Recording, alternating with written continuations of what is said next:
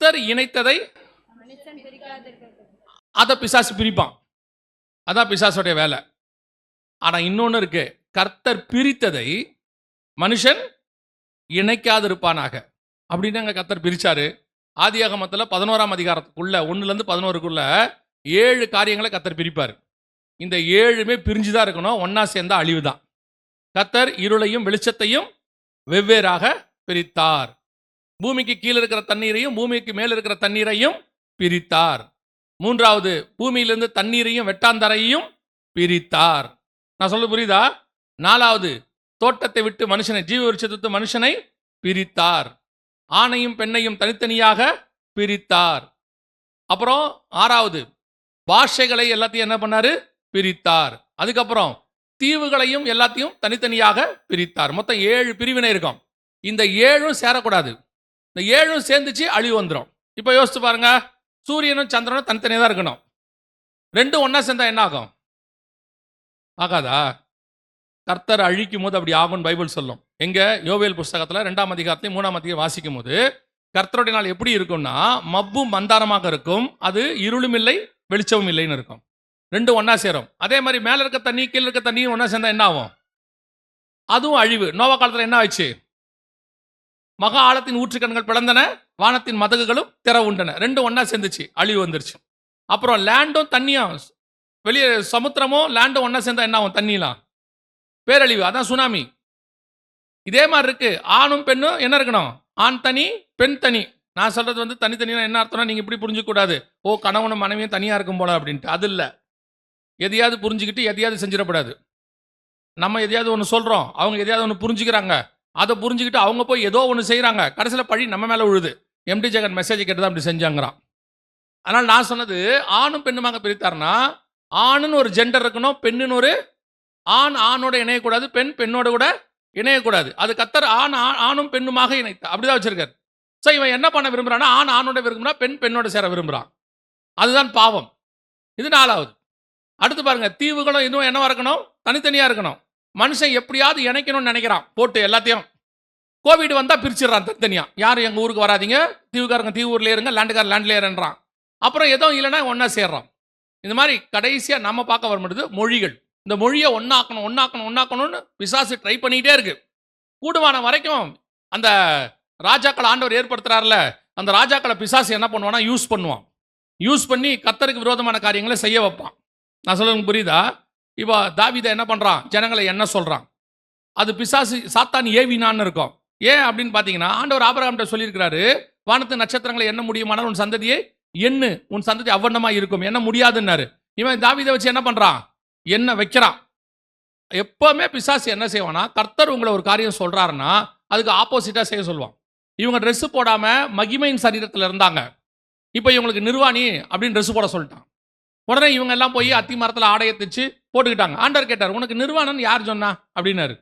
அடுத்து சரி இவன் ட்ரெஸ் ஆசைப்படுறானேன்ட்டு ஆண்டவர் தோல் உடையில செஞ்சு ட்ரெஸ்ஸை கொடுத்தா, இப்போ ட்ரெஸ்ஸை கழட்டுறத ஃபேஷனாக வச்சிருக்கான் பிசாசு.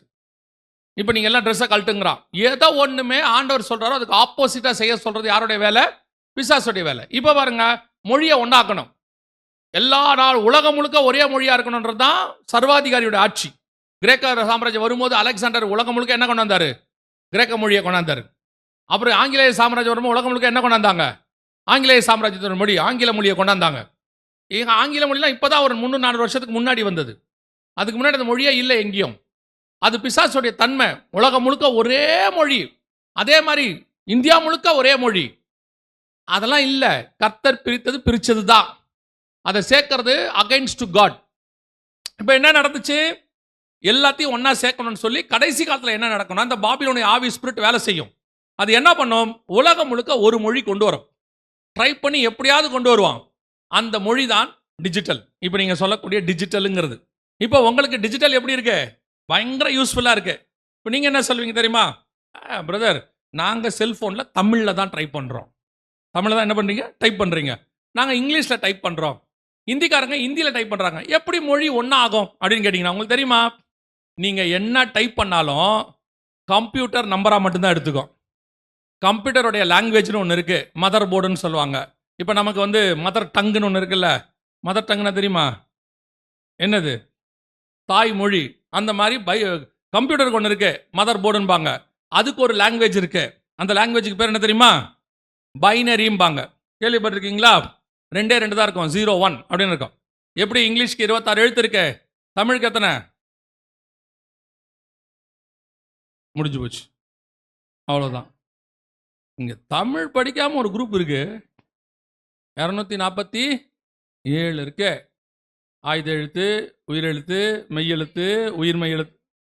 இவங்க என்ன நினைக்கிறாங்கன்னா, இந்த ஆள் ரெவலேஷன் தானே எடுக்க வந்தான், ஏன் இப்போ தமிழ் பாடம் எடுத்துன்னு இருக்கிறான் அப்படின்னு. உலகத்திலே ரொம்ப அழகான மொழி தமிழ் மொழி, சரியா? அதை நம்ம படிக்கிறது நல்ல கத்தர் கொடுத்துருக்கிறாரு, அவ்வளோ அழகா. பைபிளோடைய ஏஜும் தமிழோடைய ஏஜும் ஒரே வயசு. பாபிலோனில் 11 மொழி பிரிஞ்சிச்சுன்னு சொல்கிறாங்கல்ல, அதில் ஒன்று தமிழ். அந்த அவ்வளோ அற்புதமான மொழி. உங்களுக்கு தெரியுமா, இந்தியாவிலேயே, ஏன் இன்னும் ஆசியாவிலேன்னு சொல்கிறாங்க, பைபிள் முதல்ல பிரிண்ட் ஆனது தமிழில் தான் பிரிண்ட் ஆச்சு. அப்படின்னா யோசிச்சு பாருங்கள், கத்தர் எவ்வளவோ அந்த மொழியை நேசிக்கிறாருன்னு. நீங்கள் அதை பேசுறதுக்கு யோசிக்கிறீங்க. பையன் தமிழில் பேசுனா, இவ்வளோ பணம் கட்டியிருக்கிற நீ தமிழில் பேசுகிற அப்படிங்கிறீங்க.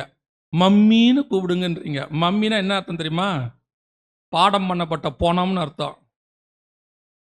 ஆனால் அப்பாவுக்கு சந்தோஷமாக இருக்கும் மனைவியை மம்மின்னு கூப்பிடும் போது, ஏன்னா அவரால் கூப்பிட முடியாது இல்லை, டம்மியை இல்லை. சரி, ஓகே, கவனிங்க. ஸோ அப்போது இந்த நீங்கள் என்ன மொழியில் டைப் பண்ணாலும், மொபைல்லையோ அல்லது இந்த ஐபேட்லையோ கம்ப்யூட்டர்லையோ, அது உள்ளே இருக்கிற லாங்குவேஜ் நம்பர்ஸ். ஸோ உலகளாவிய இணைக்கப்பட்டிருக்கு, டிஜிட்டல். இப்போ நீங்கள் சொல்கிறீங்க இன்டர்நெட்டு, வைஃபை. ஸோ டோட்டல் உலகமும் ஒன்றா இணைஞ்சிருக்கு. ஆனால் பேஸ் லாங்குவேஜ் என்னன்னு கேட்டிங்கன்னா பைனரி. பேஸ் லாங்குவேஜ் முழுக்க எதில் இருக்குது? நீங்கள் எந்த ஆப்பு எது பண்ணாலும் அவங்க என்ன எழுதுவாங்க? ஒரு ப்ரோக்ராம்னு ஒன்று எழுதுவாங்க. அந்த ப்ரோக்ராம் எதில் தான் இருக்கும்? பைனரியில் தான் இருக்கும். அதில் தான் கம்ப்யூட்டர் எடுத்துக்கும். ஏன்னா கம்ப்யூட்டர் வேறு எடுக்கவே எடுக்காது, அதோட லாங்குவேஜே அதுதான். ஸோ வேதம் சொன்னபடி இப்போ கடைசியாக உலகளாவிய ஒரு லாங்குவேஜ், அந்த லாங்குவேஜில் தான் உங்களுக்கு பேர் வச்சுருக்காங்க. இப்போ என்ன எதில் வச்சுருக்காங்க பேர்? நம்பரில் வச்சுருக்காங்க. இப்போ பாருங்க, அன்னைக்கு எகிப்திய சாம்ராஜ்யம் நடந்துச்சு. யோசேப்புக்கு, எகிப்து ராஜாக்கு யோசேப்பு போய் சொப்பனம்லாம் சொல்கிறாரு. ஆனால் ராஜா என்ன பண்ணுறாரு, அவர் லாங்குவேஜில் யோசேப்புக்கு ஒரு பேர் வைக்கிறாரு. என்ன பேர் வைக்கிறாரு? சாப்நாத் பெனாயான்னு சொல்லி வைக்கிறாரு தானே. தானியலுக்கு கூட்டு போகிறாங்க. கூட்டு போனோன்னா அந்த ராஜா என்ன பண்ணுறாரு, தானியலுக்கு என்ன பண்ணுறாரு, அவர் லாங்குவேஜில் ஒரு பேர் வைக்கிறார். என்ன பேர் வைக்கிறாரு? யோசிக்கிறாங்க பாருங்க. பெல்ஷாத்சார்னு பேர் வைக்கிறார். அப்போது ஒவ்வொரு ராஜாக்களும் என்ன பண்ணுவாங்க, அவங்க ராஜ்யம் வரும்போது அவங்களுக்கு தங்கள் மொழியில் அவங்களுக்கு என்ன பண்ணுவாங்க, எல்லாருக்கும் பேர் வைப்பாங்க. இப்போ அச்சாலுக்கு என்ன பேர் வச்சாங்க? எஸ்தர்னு. சரி, நான் உங்களை பைபிள்லேருந்து கேள்வி கேட்கல, விட்டுருங்க, சரியா? எஸ்தருங்கிறது மேதிய பெர்ஷிய பேர், அங்கே உள்ள பேர் வைக்கிறாங்க. அந்த மாதிரி நல்லா கவனிச்சுக்கொள்ளுங்க. இப்போ நமக்கு பேர் வைக்கிறாங்க. அடுத்த உலகளாகிய ஆன்டி கிரைஸ்டோடையதான ஒரு சர்வாதிகாரி, பைபிளுக்கு எதிரான ஒரு அரசாங்கம் வருது. நேற்று நம்ம பார்த்தோம் இல்லையா, யூரோப்பியன் யூனியன்லேருந்து வருது. அந்த அரசாங்கத்தில் என்ன பண்ணுறாங்கன்னா, கிட்டத்தட்ட ஒரு 100 வருஷமாகவே, ஏன்னா அவங்களே ஒரு 70 வருஷமாக இருக்காங்க, கம்ப்யூட்டரும் அவங்களும் ஒரே காலகட்டம் வரும்போது, அவங்க அப்பத்துலேருந்து என்ன பண்ணாங்கன்னா, அவங்க மொழியில் பேர் வச்சாங்க. உலகளாவிய ஒரு மொழி பேர் வச்சாங்க. இப்போ நம்ம எல்லாருக்கும் நம்பரில் பேர் வச்சுருக்காங்க. இப்போ நீங்கள் எங்கே வேணாலும் ஃபோன் பண்ணுங்கள், உங்கள் பேரை சொன்னால் அதெல்லாம் இருக்கட்டும், உங்கள் நம்பர் சொல்லுங்கப்பாங்க. ஒருவேளை உங்கள் மொபைல் நம்பர் கேட்பாங்க, இல்லை உங்கள் ஆதார் நம்பர் கேட்பாங்க, ஏதோ ஒரு. ஆனால் உங்களை ஃபஸ்ட்டு என்ன கேட்க போகிறாங்க? உங்கள் நம்பரை சொன்னா தான் உங்கள் பேரையே அவங்க கன்ஃபார்ம் பண்ணுவாங்க. ஏன் அப்படி?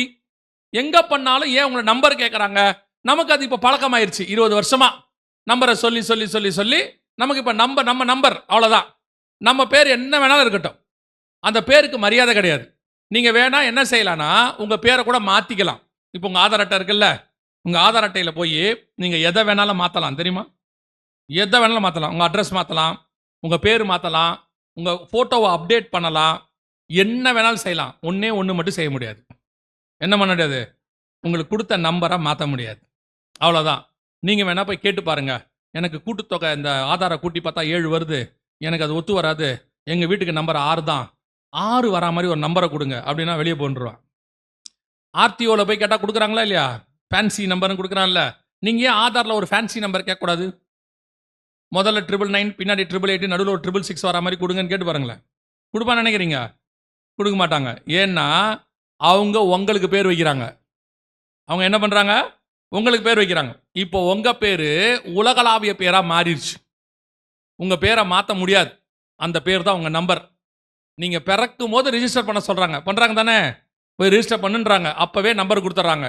அந்த நம்பர் சாகிற வரைக்கும் உங்களுக்கு அந்த நம்பர் தான்.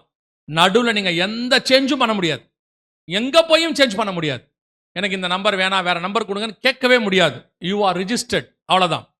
ஸோ உங்களுக்கு அவங்க மொழியில உலகளாவிய ஒரு மொழியில பேர் வச்சாச்சு.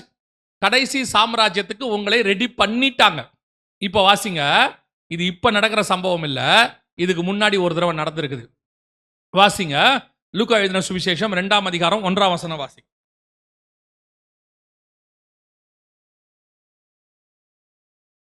குடிமதிப்பு எழுதப்பட வேண்டும் என்று அகுஸ்தராயனால் கட்டளை பிறந்தது. யாரால? நல்ல தெளிவா வாசிங்க. நீங்களே வாசிங்க. நீங்க அகுஸ்து நீங்கல்ல, அங்க அகுஸ்தா இருக்கு, அகஸ்து தானே இருக்கு. கூவா போட்டிருக்கு, கூதான் போட்டிருக்கா? அப்ப சரி, அப்ப நான் தான் தப்பா படிச்சிருக்கேன் போல.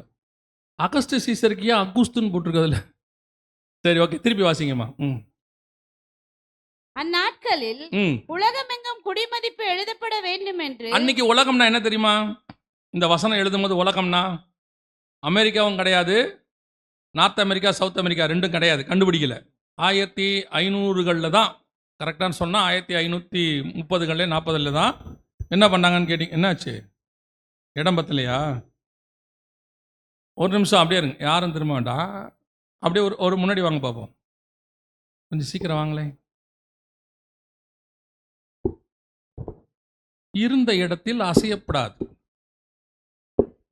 என்ன டாக்டிஸ் பாருங்க. ஓகே, நல்லா முன்னாடி வந்துருங்க. பைபிளுக்கு இடம், பைக்கு இடம்லாம் வைக்காதீங்க, எல்லாம் எடுத்து மடியில் வைங்க. நீங்கெல்லாம் இவ்வளோ பேரும் இந்த சர்ச்சு தானா? இந்த சர்ச்சில் உள்ளவங்களாம் கை தூக்குங்க பார்ப்போம். நான் இந்த நீங்கள் எல்லாருமே வா. நேற்று 2 நாள் எங்கே போனீங்க? யாரை பார்க்க வனாந்தரத்துக்கு போனீர்கள்? பரவாயில்ல, கடைசி நாள் முடிச்சு வைப்போன்னு வந்திருக்கீங்களா? எஸ்வே, பரவாயில்ல. உங்கள் சர்ச் மீட்டிங்கே நீங்களே வராட்டி எப்படி? சரி, அப்புறம் நான் ஏதாவது சொல்லி பாஸ்டர் கோச்சுக்க போகிறாரு.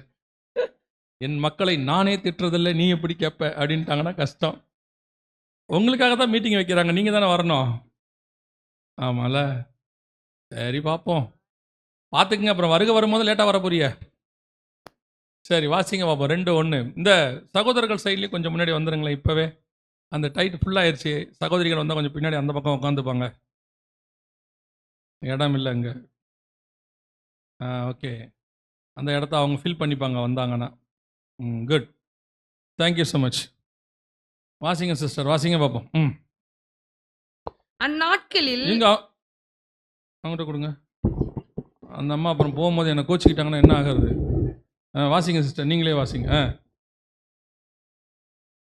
அந்நாட்களில் உலகமெங்கும் குடிமதிப்பு எழுதப்பட வேண்டும் என்று. அன்னைக்கு உலகம்னா நல்லா தெரிஞ்சுக்கோங்க, 2 அமெரிக்கா கிடையாது, ஆஸ்திரேலியா கிடையாது, எதுவுமே கிடையாது. அன்னைக்கு உள்ள உலகம்னா 3 கண்டம் தான். ஆப்பிரிக்கா, இந்தியா, ஐரோப்பா 3 தான் இருந்துச்சு. மற்றதெல்லாம் கண்டுபிடிக்கப்படலை. அந்த புரிதல் வரணும். ஸோ அந்த 3 கண்டத்துக்குள்ள அகஸ்தராயன் சொல்றாரு, அந்நாட்களில் உலகமெங்கும் குடிமதிப்பு எழுதப்பட வேண்டும் என்று அகுஸ்தராயனால் கட்டளை பிறந்தது. அகஸ்தராயன் என்ன செய்யறாரு? ஒரு கட்டளை போடுறாரு, எல்லாரும் போய் என்ன செய்யுங்க, குடிமதிப்பு எழுதுங்க, அவங்கவுங்க ஊர்ல போய் ரிஜிஸ்டர் பண்ணுங்கன்றாரு. எல்லாரும் அவங்க ஊர்ல போய் என்ன பண்ணுங்க, ரிஜிஸ்டர் பண்ணுங்க.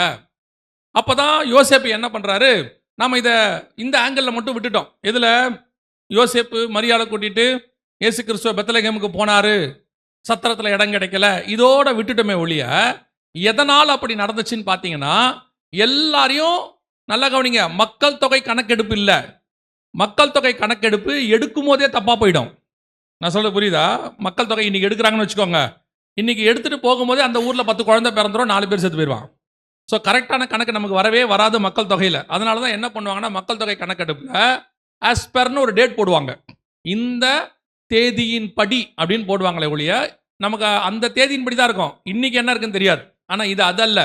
குடிமதிப்பு எழுதுதல் அப்படின்னா என்ன அர்த்தம்னா, ஒவ்வொருத்தரும் போய் அவங்கவுங்க ஊரில் ரிஜிஸ்டர் பண்ணணும், அவங்கவுங்க ஊருக்கு போகணும், போய் ரிஜிஸ்டர் பண்ணணும் அப்படின்னு சொல்லி அகஸ்டஸ் சீசர் என்ன பண்ணுறாரு, ஒரு கட்டளை போடுறாரு. இது எப்போ நடக்குதுன்னா, இயேசு பிறக்கிறதுக்கு முன்னாடி நடக்குது. அதை நீங்கள் எப்படி பார்க்கணும், இயேசு முதலாவது வருவதற்கு முன்பதாக உலகத்தில் இருக்கிற அத்தனை பேரையும் ரிஜிஸ்டர் பண்றாங்க. எல்லாரும் போய் அவங்க ஊர்ல என்ன பண்ணணும்?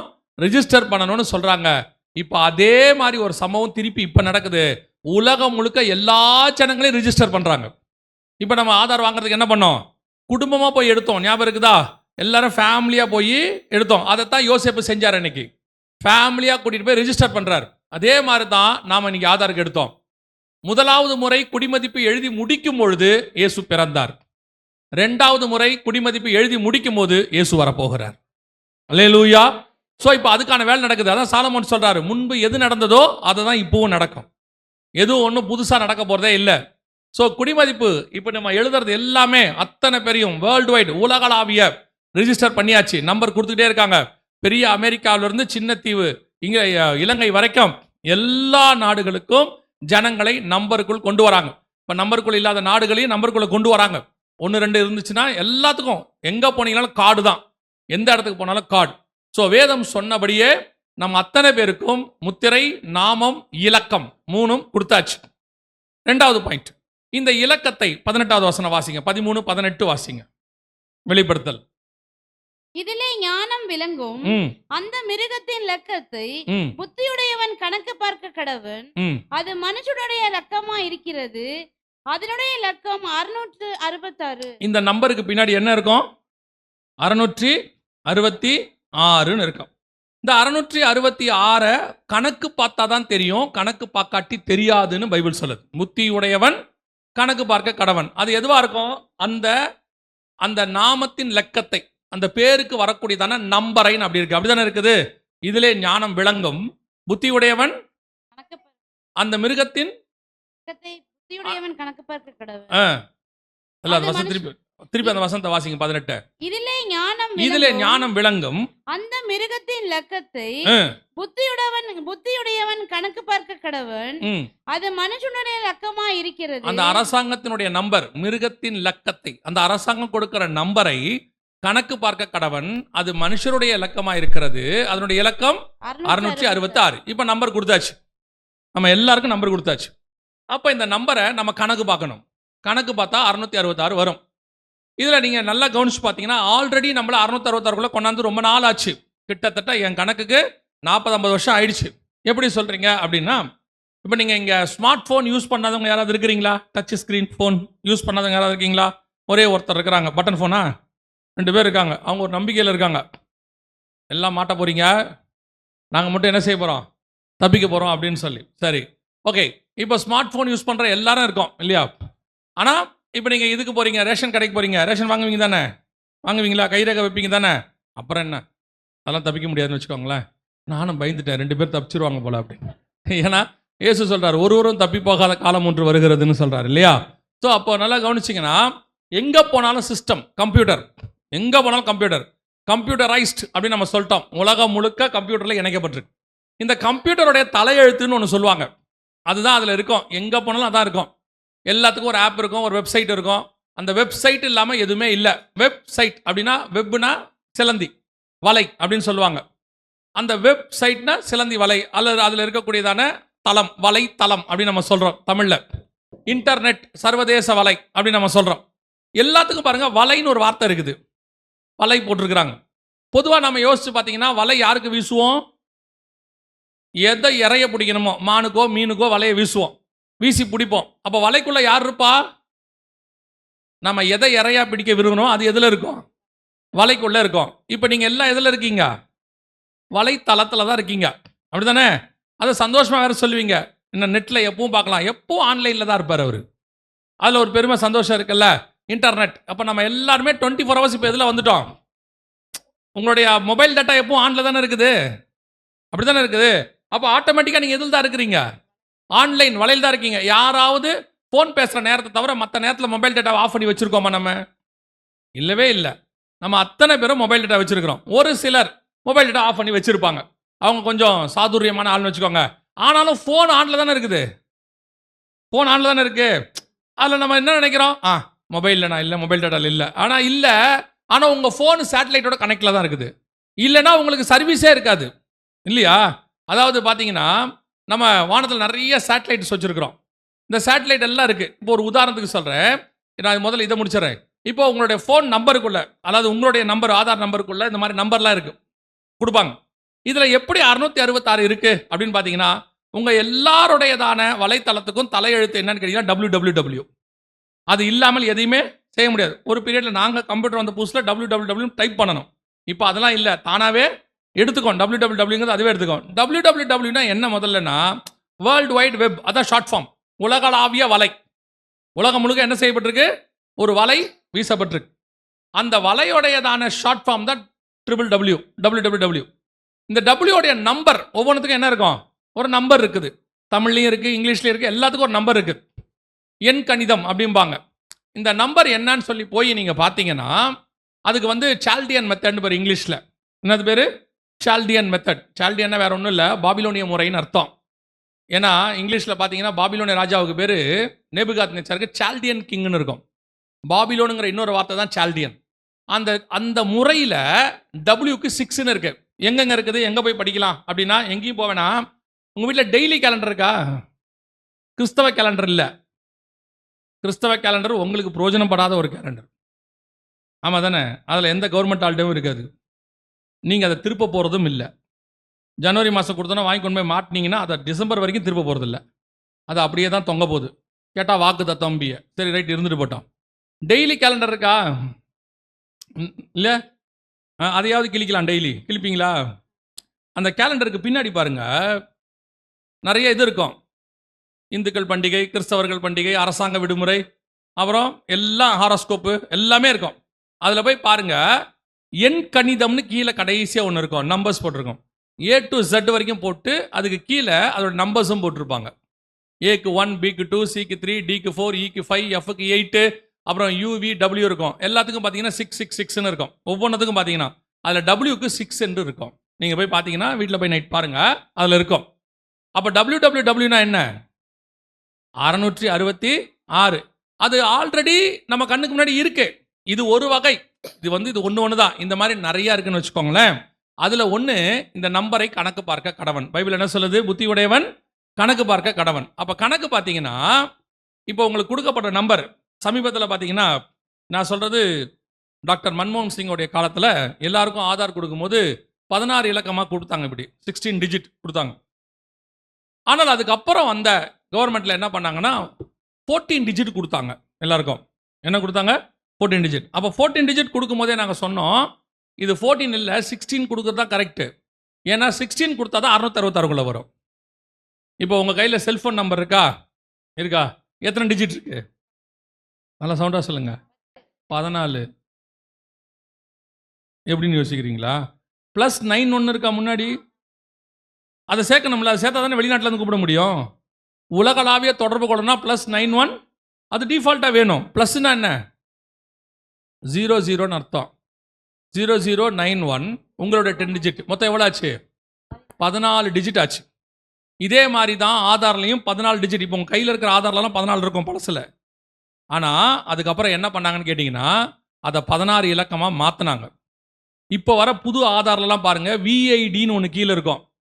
இந்த ஆதாருக்கு கீழே என்ன இருக்கும்? விஐடி. அதில் என்ன போடுங்கன்னா விர்ச்சுவல் ஐடின்னு பேர். விஐடினா அதாவது வெளியே உங்கள் கையில் 12 இலக்கம் இருக்கும், ஆனால் உள்ளே போனால் 16 இலக்கம் இருக்கும். ஆல்ரெடி உங்கள் நம்பரை 16 இலக்கத்துக்கு என்ன செஞ்சாச்சு? மாற்றியாச்சு. இது பேப்பரில் வந்த செய்தி. 14 இலக்கத்தில் மாற்று அடையாள எண் ஆதார் எண்ணை வழங்குவதற்கு பதில் 16 டிஜிட்டில் கொடுத்தாச்சு. இந்த 16 டிஜிட் தான் கரெக்ட். இன்னொன்று கவனிச்சு பாருங்க, உங்கள் கையில் டெபிட் கார்டு இருக்கா? டெபிட் கார்டு, கிரெடிட் கார்டு வச்சுருக்கீங்களா? எத்தனை டிஜிட் நம்பர் இருக்கு? எத்தனை இருக்கு? பார்த்தது இல்லையே. கார்டு கிடைச்சதே பெரிய விஷயம். அதை நம்ம எடுத்துக்கொண்டு போய் யூஸ் பண்ணுறதோட சரி. ஆரம்பத்தில் 14 டிஜிட் தான் வந்துச்சு. அப்புறம் 15, 16 ஆகி இப்போ எத்தனை டிஜிட் இருக்கு உங்ககிட்ட? 16 டிஜிட் நம்பர் இருக்கும். எந்த கிரெடிட் கார்டு, டெபிட் கார்டு உலகளாவிய எந்த கிரெடிட் கார்டு, டெபிட் கார்டு பார்த்தாலும் எத்தனை டிஜிட் இருக்கும்? 16 டிஜிட். உங்கள் ஆதார் எத்தனை டிஜிட்? 16 டிஜிட். இப்போ உங்கள் செல்ஃபோன் எத்தனை? நல்லா சவுண்டாக சொல்லுங்க. அதெல்லாம் 15 மாற்றி ரொம்ப நாள் ஆச்சு. இந்த பாருங்க, இது ட்ராயில் கொடுத்தது. 11 இலக்க மொபைல் எண்கள் விரைவில் வழங்க நீங்கள் தெரிந்து கொள்ள வேண்டியது. இது கொடுத்தாச்சு. இப்போ உங்களது 11னா ப்ளஸ் 9 போட்டால் அது ஒரு 4 15 ஆச்சா? இதையும் 16 ஆக்குவாங்க. இதில் என்ன செய்வாங்க? 16. அப்போ உங்கள் செல்ஃபோன் 16, உங்களுடைய பேங்க் டிரான்சாக்ஷன் 16, உங்கள் ஆதார் 16, இந்த எல்லா 16ஐயும் மாற்றி ஒரு 16ஆக மாற்றிடுவாங்க. எப்படிங்க மாற்றுவாங்க? ஒரு 16 எப்படி மாற்ற முடியும்? செல்ஃபோன் ஒன்றில் இருக்குது, ஆதார் ஒன்றில் இருக்குது, பேங்க் ஒன்றில் இருக்குது. இதெல்லாம் ஒரு 16ஆக மாற்ற முடியுமா? மாற்றியாச்சு. உங்களை எல்லாத்தையும் ஆதாரோட இணைக்க சொன்னாங்க, ஞாபகம் இருக்கா? எல்லாத்தையும் கொண்டு போய் எதோட இணைக்கணும்? ஃபஸ்ட்டு எப்போ இணைக்க சொன்னாங்க தெரியுமா? ஒரு 11, 12, 20 வருஷத்துக்கு முன்னாடி 2008ன்னு நினைக்கிறேன். கேஸோட இணைக்க சொன்னாங்க. அப்போ தான் கேஸ் மானியத்தில் கிடைக்கும்னாங்க, ஞாபகம் இருக்கா? அப்போல்லாம் கேஸ் வந்து 300-400 இருந்துச்சு. அப்போ மானியத்தில் கொடுத்துட்டு இருந்தாங்க. ஆதார் வாங்கினா தான் உங்களுக்கு கேஸ் மானியத்தில் கிடைக்கும்னாங்க. இப்போ எல்லாருக்கும் கேஸ் இல்லை. இருக்கா இல்லையா?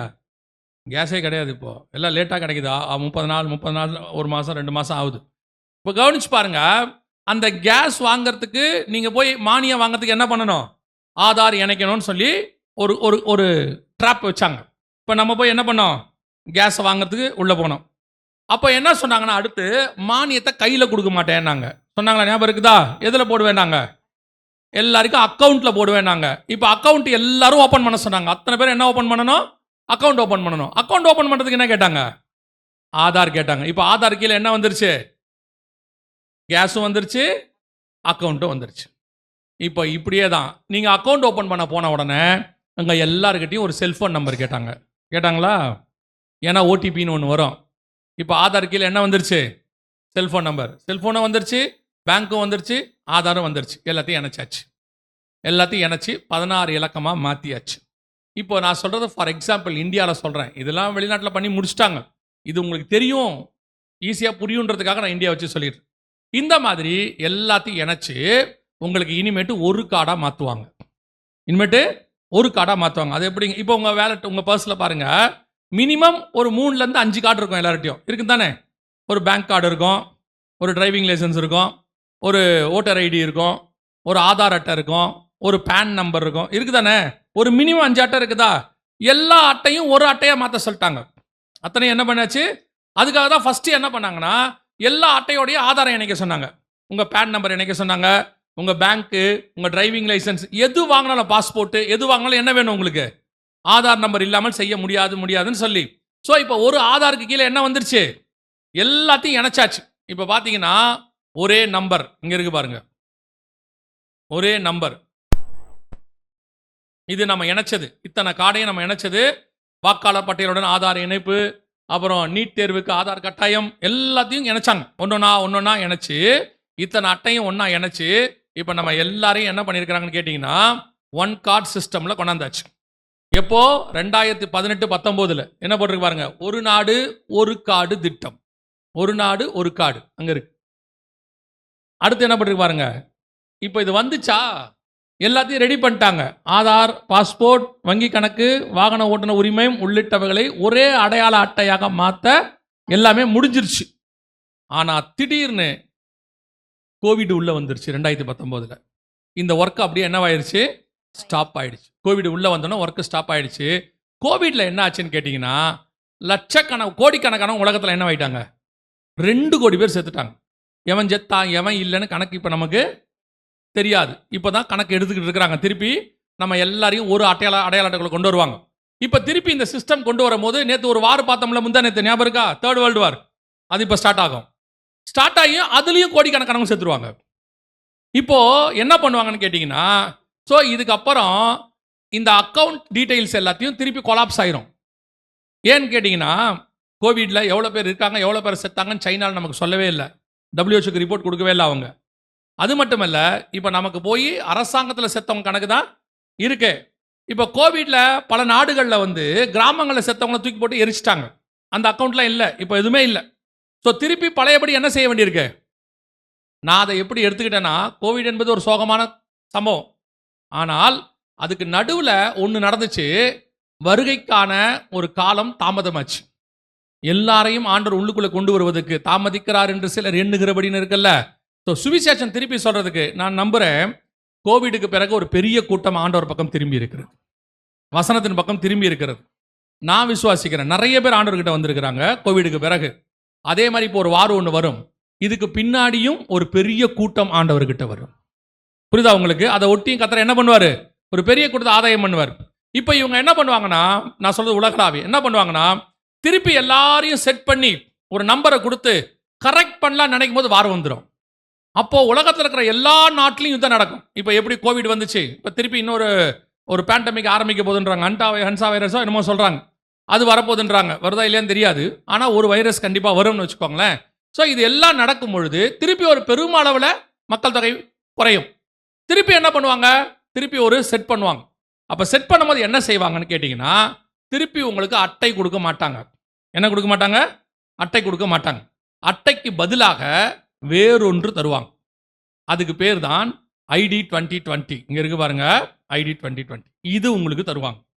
இதுக்கு பேர் தான் பயோசிப் அப்படின்பாங்க, வெரி சிப் அப்படின்னு சொல்லுவாங்க. அதுக்கு நிறைய பேர் இருக்கு, ஆனால் சிப் இதுக்கு பேர். இந்த சிப்பை தான் உங்களுக்கு போட போறாங்க. இந்த சிப்பு இப்போ 2020 பில்கேட்ஸ் ரெடி பண்ணிட்டாரு. அதனால தான் அதுக்கு பேர் ஐடி 2020. இது பில்கேட்ஸ் ரெடி பண்ணது. இந்த சிப்பை அவர் என்ன சொல்றாருன்னா, இதை கையில் போட்டாச்சுன்னா, இதை பற்றி நான் உங்களுக்கு பின்னாடி நிறைய சொல்கிறேன். அடுத்து நம்ம இதை தான் பார்க்க போகிறோம். இதுதான் உங்கள் வலது கைக்கும் நெத்திக்கும் போட போகிறாங்க. ஆனால் இந்த சிப்பை ஏன் உங்களுக்கு போடுறாங்க? இந்த சிப்பை போடுறதன் மூலமாக அவங்க என்ன பண்ண போகிறாங்க அப்படின்னா, ஃபர்ஸ்ட் பாயிண்ட் என்ன பண்ண போகிறாங்கன்னா, நீங்கள் பார்க்குறீங்களே இந்த அட்டை எல்லாத்தையும் பார்த்தீங்கல்ல, இந்த எல்லா அட்டையிலையும் பாருங்கள் காமனாக ஒரு விஷயம் இருக்கும். இதில் எல்லாமே மாறி இருக்கும். முத்திரை மாறி இருக்கும், முத்திரை மாறி இருக்கும், லாங்குவேஜ் மாறி இருக்கும், இமேஜ் மாறி இருக்கும், எல்லாம் மாறி இருக்கும். ஆனால் ஒன்று காமனாக இருக்கும். என்ன இருக்கு? ஒரு சிப்பு காமனாக இருக்கு பாருங்க, ஒரு மஞ்சள் கலர் சிப்பு இருக்கு பாருங்க, எல்லாமே காமனாக இருக்கும். இப்போ கொஞ்ச நாளாக நான் சொல்கிறது ஒரு 3-4 வருஷமாக கோவிடை ஒட்டி அதுக்கப்புறமோ அல்லது ஒட்டியோ கவனிச்சிங்கன்னா, நீங்கள் வாங்குற எல்லா கார்டுலையும் சிப் இருக்கு இல்லையா? ஆரம்பத்தில் வந்த பேங்க் கார்டில் சிப் இருக்காது, மேக்னெட்டிக் ஸ்ட்ரைப் தான் இருக்கும், பின்னாடி சிப் இருக்காது. அதுக்கப்புறம் வந்த கார்டில் தான் என்ன வந்துச்சு? சிப் வந்துச்சு. ஆரம்பத்தில் உள்ள டிரைவிங் லைசன்ஸில் எதுவுமே இருக்காது, ஆனால் இப்போ என்ன இருக்கு? சிப் இருக்கு. ஆரம்பத்தில் வந்த ரேஷன் கார்டு பார்த்தீங்கன்னா புக்கு மாதிரி இருக்கும், சின்ன புக்கு மாதிரி. இப்போ என்ன இருக்கு? ஸ்மார்ட் கார்டு இருக்கு. அதில் என்ன இருக்கு? ஒரு சிப் இருக்கு. எல்லா அட்டையிலையும் இப்படி ஒரு சிப் வச்சு கொடுத்துட்டாங்க உங்களுக்கு. ஸோ இப்போ உங்ககிட்ட இருக்கிற பேங்க் கார்டில் சிப் இருக்கு. அடுத்து கொடுக்க போகிற ஆதார் கார்டில் என்ன இருக்குது? சிப்பு வச்சு கொடுப்பாங்க. அடுத்து கொடுக்கக்கூடியதான டிரைவிங் லைசன்ஸில் சிப் இருக்கு, ரேஷன் அட்டையில் சிப் இருக்கு, எல்லாத்துலேயும் இப்படி சிப் வச்சு கொடுத்தாச்சு. இந்த சிப்பு அப்படின்னா என்ன? இதை வேற எங்கேயாவது பார்த்துருக்கீங்களா? இது இல்லாமல், அட்டையில் இல்லாமல் வேற எங்கேயாவது பார்த்துருக்கீங்களா? எங்கே பார்த்துருக்கோம்? Chip card, phone. இந்த நம்பரோட எதை நீங்கள் இணைக்க போறீங்க? ஆதாரோட ஃபோன் நம்பரையும் இணைக்க போறீங்க. ஆனால் ஃபோன் நம்பர் ஆக்டிவேட் ஆகுது அல்லது ஃபோன் நம்பர் வேலை செய்யுதுன்னா அதுக்கு அடிப்படை என்ன வேணும் தெரியுமா? இந்த சிம் கார்டு வேணும். இது இல்லாவிட்டால் உங்கள் ஃபோனு எத்தனை 1000 ரூபாவோ லட்சமாக இருந்தாலும் சரி, சில ஃபோன்லாம் 1.5 லட்சம் 2 லட்சம் சொல்கிறாங்க, சில ஃபோன் 30,000 40,000 சொல்கிறாங்க. எந்த ஃபோனாக இருக்கட்டும், பட்டன் ஃபோனோ டச் ஃபோனோ எதுவானா இருக்கட்டும், இந்த சிம் கார்டு இல்லாட்டி என்ன செய்யாது? வேலை செய்யாது. சிம்னா என்ன? அந்த வார்த்தைக்கு என்ன அர்த்தம்? SIM அப்படின்னு சொல்கிறோம்ல, அப்படின்னு என்ன அர்த்தம் தெரியுமா? சப்ஸ்கிரைபர் ஐடென்டிஃபிகேஷன் மாடுல் அப்படின்னு அர்த்தம். அப்படின்னா என்ன? அதோட ஷார்ட் ஃபார்ம் தான் சிம்மு, சப்ஸ்கிரைபர் ஐடென்டிஃபிகேஷன் மாடுல். அப்படின்னா என்ன அர்த்தம்னா, கூப்பிடுகிறவரை கண்டுபிடிக்கிற கருவி அப்படின்னு அர்த்தம். உங்களை ஒருத்தர் கூப்பிட்றாரு, உங்களை கண்டுபிடிக்கிற கருவி அது உள்ள இருக்குன்னு அர்த்தம். அந்த கருவிக்கு பேர் கண்டுபிடிக்கிற கருவி, அதான் ஷார்ட்டாக சிம்மு. நீங்கள் சிம்முன்னு சொல்கிறதுனால உங்களுக்கு அதுக்கான அர்த்தம் என்ன செய்யலை தெரியல. நீங்கள் போய் தமிழில் கேட்டு பாருங்க. இனிமேட்டு சிம்மு வாங்கும் போது கடைக்கு போயிட்டு சிம்மு காட்ட வரும்போது என்ன கேட்கணும்? தமிழில் கேட்டு பாருங்க, என்னை கண்டுபிடிக்கிற கருவி ஒன்று தரவும். இல்லை, அதான் அதோட அர்த்தம், ஆக்சுவல் ஃபேக்ட் அதான். என்னை கண்டுபிடிக்கிற கருவி ஒன்று தருவோம். அவர் கொடுத்துருவார். அடுத்து என்ன கேட்பீங்க? வாங்கின உடனே இந்த சிம் கார்டை வாங்கினோடனே என்ன கேட்பீங்க அவரை? எப்போ இது என்னை எப்போ கண்டுபிடிப்பீங்கன்னு அர்த்தம். ஆக்டிவேஷனா என்ன? டவர் வந்து உங்களுக்கு கால் வரதானே ஆக்டிவேஷனு. என்னை எப்போ கண்டுபிடிப்பீங்க? அவர் சொல்கிறாரு ஒரு 4 மணி நேரம் ஆகும்னு சொல்கிறாரு. நீங்கள் என்ன சொல்வீங்க திருப்பி? கொஞ்சம் சீக்கிரம் கண்டுபிடிங்க, சீக்கிரம் ஆக்டிவேட் பண்ணுங்க, அதானே சொல்கிறீங்க. இப்போ உங்கள் வாயால் நீங்கள் தானே கண்டுபிடிக்க சொல்லியிருக்கீங்க, வாக்குமூலம் நீங்கள் தானே கொடுத்துருக்கீங்க. என்னை கண்டுபிடிக்கிற கருவி ஒன்று கொடுங்க, கொஞ்சம் சீக்கிரமாக என்னை கண்டுபிடிங்க.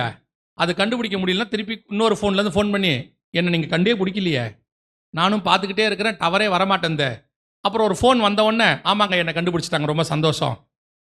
தமிழில் பேசாமல் இங்கிலீஷில் பேசினாலும் உங்களுக்கு ஒன்றும் புரியாமல் இருக்கு, அவ்வளோதான். அப்போது உங்களை கண்டுபிடிக்கிற கருவி தான் என்னது? சிம். இப்போ இந்த சிம் உங்களை எப்படி கண்டுபிடிக்க தெரியுமா? இப்போ நீங்கள் எல்லாம் இங்கே உட்காந்துருக்கீங்க, உங்களை ஒருத்தர் எங்கேருந்தோ கூப்பிடுறாரு, இவ்வளோ கூட்டம் இருக்குது இல்லையா?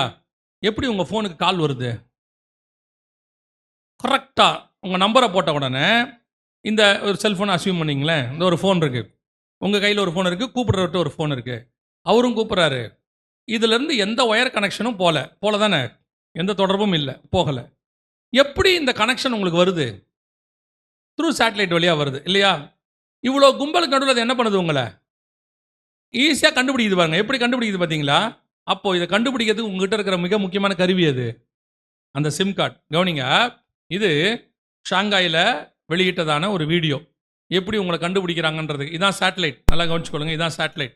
இந்த மாதிரி ஏறக்குறைய 3000 சாரி இப்போலாம் எங்கேயோ போயிடுச்சு, கிட்டத்தட்ட 20,000-30,000 சேட்டலைட், 1,00,000 சேட்டலைட் லான்ச் பண்ண போகிறாங்களாம். எலான் மாஸ்க் சொல்கிறாரு, மேலே அடிச்சுக்க போகிறாங்க இப்போ இனிமேட்டு, அங்கே ஆக்சிடென்ட் ஆக போகுது, அந்த அளவுக்கு சேட்டலைட் லான்ச் பண்ணுறாங்க.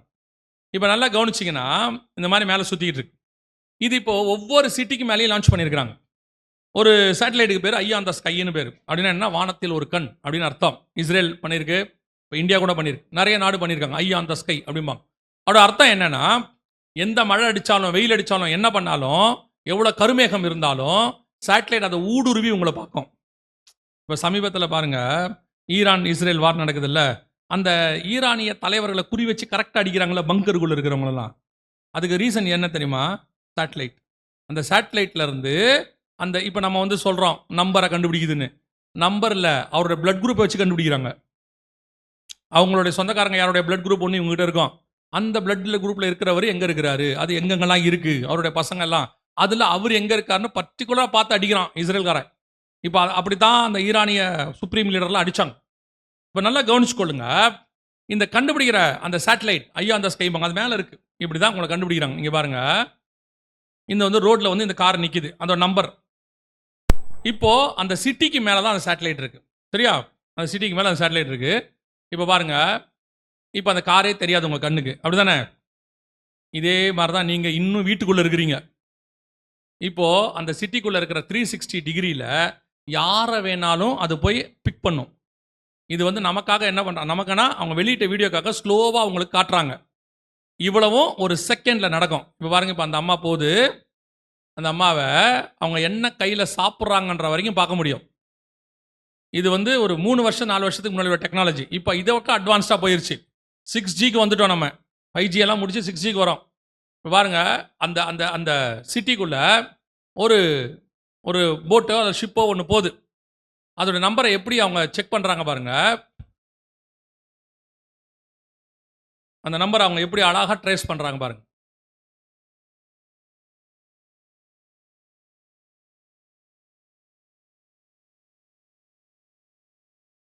தெரியுதா? இப்படித்தான் உங்களுடைய கார் நம்பர் 2 வீலரை செக் பண்ண முடியும். இப்போ நல்லா கவனிச்சிங்களா? ஆர்டிஓவில் முந்தி மாதிரி நம்ம நம்பர் பிளேட் வாங்க முடியாது. நம்பர் பிளேட் அவங்களே தான் கொடுக்குறாங்க. அது உள்ள என்ன இருக்குன்னா ஜிபிஎஸ் கருவி வச்சு கொடுப்பாங்க. நீங்கள் எங்கே இருக்கிறீங்களோ எந்த தூரம் போனாலும் கண்டுபிடிச்சிடலாம். அவங்கள உங்கள் வண்டியை என்ன பண்ணிடலாம், காணாமல் போச்சுன்னா ஈஸியாக கண்டுபிடிக்கலாம். அது நீங்கள் போய், ஆனால் என்னென்னா நமக்கு ப்ரொசீஜர் தான் இங்கே கொஞ்சம் கஷ்டமாக இருக்குது. நம்ம ஊரில் கொண்டு போய் ஸ்டேஷனில் அந்த கம்ப்ளைண்ட்டை கொடுத்து அவர் 2-3 நாள் கழித்து வர சொல்லுவார். ஒரு எஃப்ஐஆர் காப்பி கொடுப்பாங்க, அந்த காப்பியை கொண்டு போயிட்டு நம்ம ஆன்லைனில் கொடுக்கணும், வெப்சைட்டில் அவங்க அதை கண்டுபிடிச்சி கொடுப்பாங்க. அதுக்கு நம்ம ப்ராசஸ் தான் கஷ்டம். ஆனால் நினச்சா இமிடியேட்டாக கண்டுபிடிக்க முடியும். அத்தனையும் அந்த சிப்பு உங்களுடைய நம்பர் பிளேட்டில் இருக்குது. காருக்குள்ளே பார்த்தீங்கன்னா ஒரு லைட்டு எரிஞ்சிக்கிட்டே இருக்கும் தெரியுமா? நீங்கள் லாக் பண்ணிட்டா கூட ஒரு லைட்டு பிளிங்க் ஆகிட்டே இருக்கும்ல, அதெல்லாம் ஈஸி சிப்புன்னு சொல்லுவாங்க. அது உள்ளே இருக்குது காரில். அதை எங்கே போனாலும் கண்டுபிடிக்கலாம். வித்தின் மினிட்ல கண்டுபிடிச்சிடலாம் எங்கே இருக்குன்ட்டு. பெங்களூரில் ஒரு பெரிய எம்என்சி கம்பெனி, மல்டிநேஷ்னல் கம்பெனின்னு சொல்லுவாங்க. அந்த கம்பெனியில் இருந்த ஒரு காரை வந்து ஒருத்தன் எடுத்துகிட்டு போயிட்டார். இப்போ கூட சமீபத்தில் கூட ஒரு மாதத்துக்கு முன்னாடி ஒரு சம்பவம் அப்படி நடந்துச்சு. எங்கள் அண்ணன் சொன்னான். அப்போது கொண்டு போயிட்டாங்க. இது நடந்தது சில வருஷங்களுக்கு முன்பாக. அந்த கார் போன உடனே கார் காணாமல் போச்சுன்னு கண்டுபிடிச்சிட்டாங்க. இமிடியேட்டாக அவங்க சிஸ்டத்தை ஆன் பண்ணி அந்த கார் எங்கே போகுதுன்றதையும் கண்டுபிடிச்சிட்டாங்க. கண்டுபிடிச்சி அந்த கார் போகிற அந்த ரூட்டில் இருக்கிற செக் போஸ்ட்டுக்கு ஃபோன் பண்ணி, இந்த கலர் இந்த நம்பரோட ஒரு கார் வந்துகிட்டு இருக்கு, இத்தனை நிமிஷத்தில் உங்கள் செக் போஸ்ட்டுக்கிட்ட வரும், அதை வந்தவொடனே பிடிச்சிக்கோங்கன்ட்டாங்க. பிடிச்சிட்டாங்க. அதெல்லாம் சில மினிட்ல பிடிச்சிடலாம் உங்கள் காரை. அதே மாதிரி தான் உங்களையும் என்னையும் கண்காணிக்கிறார்கள். நீங்கள் ஃபோன் போட்ட உடனே கனெக்ட் ஆகுது இல்லை? யோசிச்சு பாருங்க. வாட்ஸ்அப்னு ஒரு குரூப், வாட்ஸ்அப் வச்சுருக்கீங்களா நீங்கள் எல்லாரும்? வாட்ஸ்அப்போடைய ஓனர் எங்கே இருக்காரு தெரியுமா? அமெரிக்காவில் இருக்கிறாரு. ஸோ அதோட சென்டர் எங்கே இருக்குது? சேட்டலைட்டு அமெரிக்கன் ஆப்ரேஷன், அது அங்கேருந்து வருது. ஆனால் நீங்கள் எங்கேருந்து கூப்பிடுறீங்க? இந்தியாவிலேருந்து கூப்பிடுறீங்க. ஆனால் கால் இப்போது சேட்டலைட்டுக்கு போய் எங்கே போகுது? நீங்கள் கூப்பிட்ற எந்த நாட்டுக்கும் போகுது தானே? வாட்ஸ்அப்பில் எந்த நாட்டுக்கு போகுது? எவ்வளோ நேரத்தில் கனெக்ட் ஆகுது? ஒரே செகண்டில் கனெக்ட் ஆகும். ஒரு செகண்டுக்குள்ளே கனெக்ட் ஆகும். எப்படி முடியுது? வாட்ஸ்அப்போடைய சென்டர் பாயிண்ட்டு அமெரிக்காவில் இருக்குது. அவனுடைய ஆப்ரேஷன் முழுக்க அமெரிக்காவிலேருந்து இருக்குது. சேட்டலைட்டை லான்ச் பண்ணிட்டான் மேலே.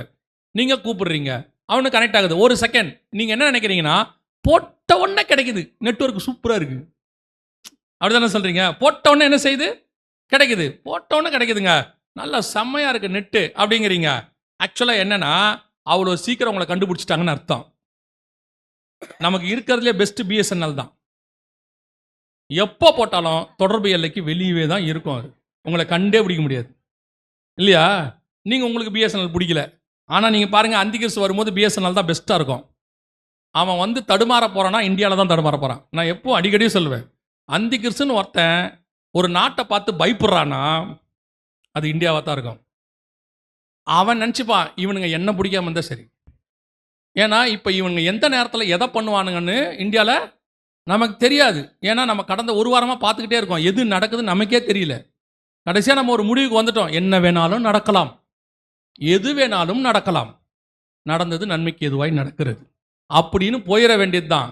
நீங்கள் ஒன்று நினைப்பீங்க, வேறொன்று நடக்கும். வேறொன்று நினைப்பீங்க, வேற ஒன்று நடக்கும். இனிமேட்டு நீங்கள் எதையுமே யோசிக்காதீங்க. இந்த நாட்டில் யோசிச்சிங்கன்னா தொலைஞ்சிங்க, உங்களுக்கு பைத்தியம் முடிச்சிடும், என்னடா நடக்குது இந்த நாட்டில் அப்படின்ட்டு. நான் அதுலேருந்து ஒரு தீர்மானம் எடுத்திருக்கேன். 2026 மே மாதம் 4ஆம் தேதியிலேருந்து ஒரு தீர்மானம் எடுத்திருக்கேன். நான் எதையும் யோசிக்கிறது இல்லை. ஏன்னா யோசிச்சதானே டென்ஷன் ஆகும் நமக்கு. நம்ம ஏன் யோசிப்பானே? எதையும் யோசிக்க வேண்டாம். பைபிளை படித்தோமா, ஆண்டவரை பற்றி யோசித்தோமா, அது பீஸ்ஃபுல்லாக இருக்குது. வேறு எதை பார்த்தாலும் மண்டை சூடாகுது நமக்கு. அதனால் நீங்கள் மே 4னா எதையும் நினச்சிக்கலையே, நானும் எதையும் சொல்லலை, நீங்கள் யாரும் தப்பாக எடுத்துக்கப்படாது. நம்ம பாட்டு பைபிளை வாசித்தோமா, ஜெபம் பண்ணோமான்னு போயிட்டே இருக்கணும். அல்லேலூயா. ஆமாம், அந்திகிறிஸ்து வந்து டென்ஷன் ஆக போகிறான், அது மட்டும் நடக்கும், கன்ஃபார்மாக நடக்கும். அவன் ஒன்று நினச்சிக்கிட்டு வருவான், இங்கே வேற ஒன்று நடக்கும். அவன் கடைசியாக வந்து பிடிக்கிறது இந்தியாவாக தான் இருக்கும். அவன் சொல்லிடுவான், இவனுங்களை பிடிக்க முடியாது, எனக்கு ரொம்ப நல்லவனாக இருக்கானுங்க, அதனால் விட்டுருவான்னு விட்டாலும் விட்டுருவான். கவனிங்க, இப்போது நம்மளை இப்படி தான் கண்டுபிடிக்கிறாங்க, இது எல்லாத்தையும் இப்படி தான் கண்டுபிடிக்கிறாங்க. என்ன நடக்குது? ஒரு செகண்டுக்குள்ளே உங்களை கண்டுபிடிச்சிருவாங்க. இந்த சிப்பு தான் உங்கள் கையில் வைக்க போகிறாங்க. இது இருக்குது பார்த்தீங்களா, இந்த ID 2020ன்னு சொல்கிறதான இதுக்குள்ளே வச்சு உங்களுடைய வலது கையிலையோ நெத்தியிலையோ போட போகிறாங்க. இதை தான் அவங்க செய்ய போகிறாங்க. இது 2020லேயே ரெடி. 2020லேயே என்ன பண்ணிட்டாங்க? ரெடி பண்ணிட்டாங்க. எப்படி வைப்பாங்க பாருங்க, இப்படி பாருங்க, இந்த அவங்க எப்படி இன்சர்ட் பண்ணுறாங்க பாருங்க. மொத்தமே 30 செகண்ட்ஸ் தான். 30 செகண்டுக்குள்ளே உங்களுக்கு வச்சுருவாங்க. அந்த அம்மாவுக்கு வைக்க போகிறாங்க பாருங்க, அவ்வளோதான். இப்போ வச்சாச்சு. இப்போ அவர் கையில் இருக்கிறதுக்கு பேர் ஸ்கேனர் கருவி. அங்கே ஸ்கேனர் இருக்குது பார்த்தீங்களா, அதை பார்த்த உடனே, ஸ்கேன் பண்ண உடனே அந்த கைக்குள்ளே இருக்கிற, அதாவது இப்போ உங்கள் கார்டுக்குள்ளே இருக்குல்ல டீட்டெயில்ஸ், உங்கள் கார்டில் இருக்குல்ல எல்லா டீட்டெயிலும் சிஸ்டமில் வந்துடும், எதிரில் இல்லை அதுலேயே வந்துடும். இது பழைய மெத்தட். இப்போ புது மெத்தடில் ஸ்கேன் பண்ணிங்கன்னா எதிரில் உள்ள சிஸ்டமில் உங்களை பற்றின எல்லா டீட்டெயில்ஸும் வந்துடும். இப்போ இது உள்ள என்ன இருக்குது? உங்கள் அட்டைக்குள்ளே என்னென்ன இருக்குதோ எல்லாம் இருக்குது. மிருகத்தின் முத்திரை, நாமம், இலக்கம் 3ம் இருக்குது. இது இப்போ எங்கே இருக்குது? அந்த அம்மாவுடைய வலது கையில் இருக்குது. வெளிப்படுத்தல் 13:17 100% நம் கண்களுக்கு முன்பாக நிறைவேறி விட்டது. இந்த சிப்போடைய சைஸ் எவ்வளோ இருக்குன்னு கேட்டிங்கன்னா, ஒரு அரிசி அளவு தான் இருக்கும். ஒரு நல்ல பாசுமதி அரிசி இருக்குல்ல, அந்த அளவு தான் இருக்கும். இதை அப்படியே தூக்கி உங்கள் கையில் வச்சுருவாங்க. இப்போ இது என்ன செய்ய போகிறாங்க, இது எப்படி வைக்க போகிறாங்க, இது எப்போ நடக்கும்ன்றதை மாத்திரம் சொல்லிவிட்டு நான் ஜெபம் பண்ணி முடிக்க விரும்புகிறேன். நல்லா கவனிச்சுக்கொள்ளுங்க. இப்போ வலது கையில் நெத்தியிலே வைக்கிறதுக்கான எல்லா வேலையும் இப்போ ரெடியாகவே இருக்குது. இப்போ என்ன பண்ண போகிறாங்க அப்படின்னு கேட்டிங்கன்னு சொன்னால், இப்போ இந்த 3rd வேர்ல்டு வார் இப்போ நம்ம வரப்போகுதுன்னு சொன்னோம் இல்லையா, இந்த வார் வரும்போது இதை எல்லாருக்கும் இம்ப்ளிமெண்ட் பண்ணணும்னு சொல்லி ஒரு சட்டம் ஒன்று போடுவாங்க. எப்படி சட்டம் போடுவாங்க, யாரை ஏற்றுக்கொள்வாங்க அப்படின்னு கேட்டால், இதுக்கான ப்ராக்டிஸை தான் அவங்க என்ன பண்ணாங்கன்னு கேட்டிங்கன்னா, கொரோனா போது செஞ்சு பார்த்தாங்க. அந்த ப்ராக்டிஸ் வந்து நம்ம நல்லபடியாக ஒத்துழைப்பு கொடுத்து அவங்களுக்கு நம்பிக்கையை கொடுத்துட்டோம், நாங்கள் நல்லபடியாக கீழ்ப்படிவோம் அப்படின்னு. என்ன நம்பிக்கை கொடுத்துருக்குறோம் அப்படின்னு கேட்டிங்கன்னா, கொரோனா உங்களுக்கு வேக்சின் ஒன்று போட்டாங்கல்ல, ஞாபகம் இருக்கா? 1 2ன்னு போட்டாங்கல்ல, வேக்சின் 1 ஃபர்ஸ்ட் செகண்ட்லாம் போட்டாங்கல்ல. சரி, இப்போ நீங்கள் வேக்சின் போட்டுட்டீங்க இல்லைங்கிறத எப்படி கண்டுபிடிக்கிறது? நீங்கள் வேக்சின் போட்டேன்னு சொல்கிறீங்க, போட்டிங்களா இல்லையாங்கிறத எதை வச்சு நாங்கள் கண்டுபிடிக்கிறது? வேக்சின் சர்டிஃபிகேட்னு ஒன்று இருந்துச்சு தானே? அந்த வேக்சின் சர்டிஃபிகேட்டை நீங்கள் போகிற இடத்துல எல்லாம் கண்டிப்பாக என்ன செய்யணும்? காட்டணும். வேலைக்கு போகிறதா இருந்தால் கண்டிப்பாக, அதுவும் கவர்மெண்ட் ஒர்க் போகிறவங்களாம் கண்டிப்பாக என்ன செஞ்சுருக்கணும்? வேக்சின் சர்டிஃபிகேட் போட்டிருக்கணும். காலேஜ் போகிறவங்கலாம் போட்டிருக்கணும். பப்ளிக் பொது இடத்துல கூட்டுறவங்களாம் என்ன பண்ணணும்? கண்டிப்பாக வேக்சின் சர்டிஃபிகேட் போட்டிருக்கணும். ஃப்ளைட்லையோ ட்ரெயின்லையோ ட்ராவல் பண்ணுறவங்க எல்லாம் என்ன வச்சுருக்கணும்? வேக்சின் சர்டிஃபிகேட் வச்சுருக்கணும். அவங்க சொன்னாங்க. ஸோ நம்ம அதை கேரி பண்ணோம். எப்படி கேரி பண்ணீங்க எல்லாரும்? அதை எப்படி எடுத்துகிட்டு போனீங்க? பெரும்பான்மையானவங்க ஃபோனில் வச்சுருந்தாங்க, அப்படி தானே? கொஞ்சம் பேர் பிரிண்ட் அவுட் எடுத்து கையில் வச்சுருந்தாங்க. பெரும்பான்மையானவங்க எதில் வச்சுருந்தாங்க? ஃபோனில் வச்சுருந்தாங்க. இப்போ இந்த வேக்சின் சர்டிஃபிகேட் எதோட இணைக்கப்பட்டிருந்துச்சு? உங்கள் ஆதாரோடு கூட இணைக்கப்பட்டிருந்துச்சு. ஆல்ரெடி ஆதாரோட எல்லாம் இணைச்சிருக்காங்க இந்த வேக்சின். இப்போ இது இருந்தால்தான் நீங்கள் வெளியே வர முடியும். இது இருந்தால்தான் நீங்கள் என்ன செய்ய முடியும்? வேலைக்கு போக முடியும். இது இருந்தால்தான் நீங்கள் எந்த காரியத்தையும், ஸ்கூலுக்கு போக முடியும், காலேஜுக்கு போக முடியும் அப்படின்னு அவங்க ஏற்கனவே சொன்னாங்க தானே? இப்போ அதே தான் இப்போ செய்ய போகிறாங்க. அது வந்து ஒரு ட்ராமா, ப்ராக்டிஸ், ரிகல்சர். உலகளாவிய, திருப்பியும் சொல்கிறேன், இது இந்தியா பண்ணுச்சு அதெல்லாம் இல்லை, இது உலகளாவிய எல்லா நாட்டிலையும் பண்ணாங்க. அதில் ஒரு பெரிய விஷயம் என்னன்னு கேட்டிங்கன்னா, அந்த வேக்சினை இந்தியா ஒன்று தயாரிச்சிச்சு. கோவேக்சின்னு சொல்லி இந்தியா ஒன்று தயாரிச்சது. அதை ஒத்துக்க மாட்டேன்ட்டு ஆரம்பத்தில் WHO, வேர்ல்டு ஹெல்த் ஆர்கனைசேஷன் என்ன பண்ணிட்டான்? ஒத்துக்க மாட்டோம், நாங்கள் கோவிஷீல்டு ஒன்று கொடுப்போம், நீ அதைத்தான் போடணும். அவன் ஒன்று வச்சுருந்தான், ஃபைசர், கோவிஷீல்டு இதெல்லாம் வச்சுருந்தான். அதை தான் போடணும், உன் இஷ்டத்துக்குலாம் தயாரிக்கூடான்ட்டான். எவ்வளோ ஒரு சர்வாதிகாரம் வருதுன்னு நல்லா கவனிங்க. இப்போ இந்தியா சொல்லிச்சு, எங்ககிட்டே என்ன இருக்குது? மருத்துவம் இருக்குது, நாங்கள் அதை தயாரிக்கிறோம்னு சொல்லி கோவேக்சின் தயாரித்தோம். அவன் ஒத்துக்கவே மாட்டேன்னு சொல்லிட்டான். கடைசியாக ட்ராவல் பண்ணக்கூடாதுன்ட்டாங்க வெளிநாட்டுக்கு. கோவேக்சின் போட்டால் வெளிநாட்டில் அலோவ் பண்ண மாட்டேன்ட்டான். கடைசியில் அப்புறம் போராடி என்ன பண்ணிட்டோம்? கோவேக்சின் போட்டாலும் போகலான்னு சொல்லிட்டான். அப்படின்னா என்ன அர்த்தம்னா, அவங்க ஒரு மெத்தட் வச்சுருக்காங்க, அதன்படி நீங்கள் கேட்கணும். கேட்டால் தான் நீங்கள் வெளியே போக முடியும், வர முடியும். இப்போ என்ன பண்ணிட்டாங்கன்னா, WHO உலகளாவிய எல்லா நாட்டுக்கும் இந்த நாங்கள் கொடுக்கறதான இந்த மெத்தடை நீங்கள் ஃபாலோ பண்ணணும்னு சொல்லிட்டு ஒரு ஆர்டர் மாதிரி போட்டான். உங்களுக்கு தெரியும் நினைக்கிறேன், அந்த கொரோனா நேரத்தில் உங்களால் ஒரு டோலோ 650 போய் வாங்க முடியாது கடையில். ரூல் போட்டாங்க, அப்படி தானே போட்டாங்க? டோலோ 650 வாங்க முடியாது, கம்பல்சரி அதுக்கு என்ன வேணும்? ப்ரிஸ்கிரிப்ஷன் வேணும், பர்மிஷன் கொடுத்தா தான் வாங்கணும். இப்போ அதை விட ஸ்ட்ராங்காக போடுறாங்க. அதை விட ஸ்ட்ராங். நீங்கள் எதையும் போய் மருந்து வாங்க முடியாது. மருந்து மட்டுமல்ல, கடையில் போய் கூட எதையும் வாங்க முடியாது. அத்தனை பேர் கையிலும் இப்படி ஒரு சிப் இருக்குதான்னு பார்ப்பாங்க. இப்போ நீங்கள் போயிட்டு எல்லா இடத்துலையும் பெரும்பான்மையாக என்ன யூஸ் பண்ணுறீங்க? எல்லா இடத்துலையும் ஜிபே கொண்டு போயிட்டீங்க.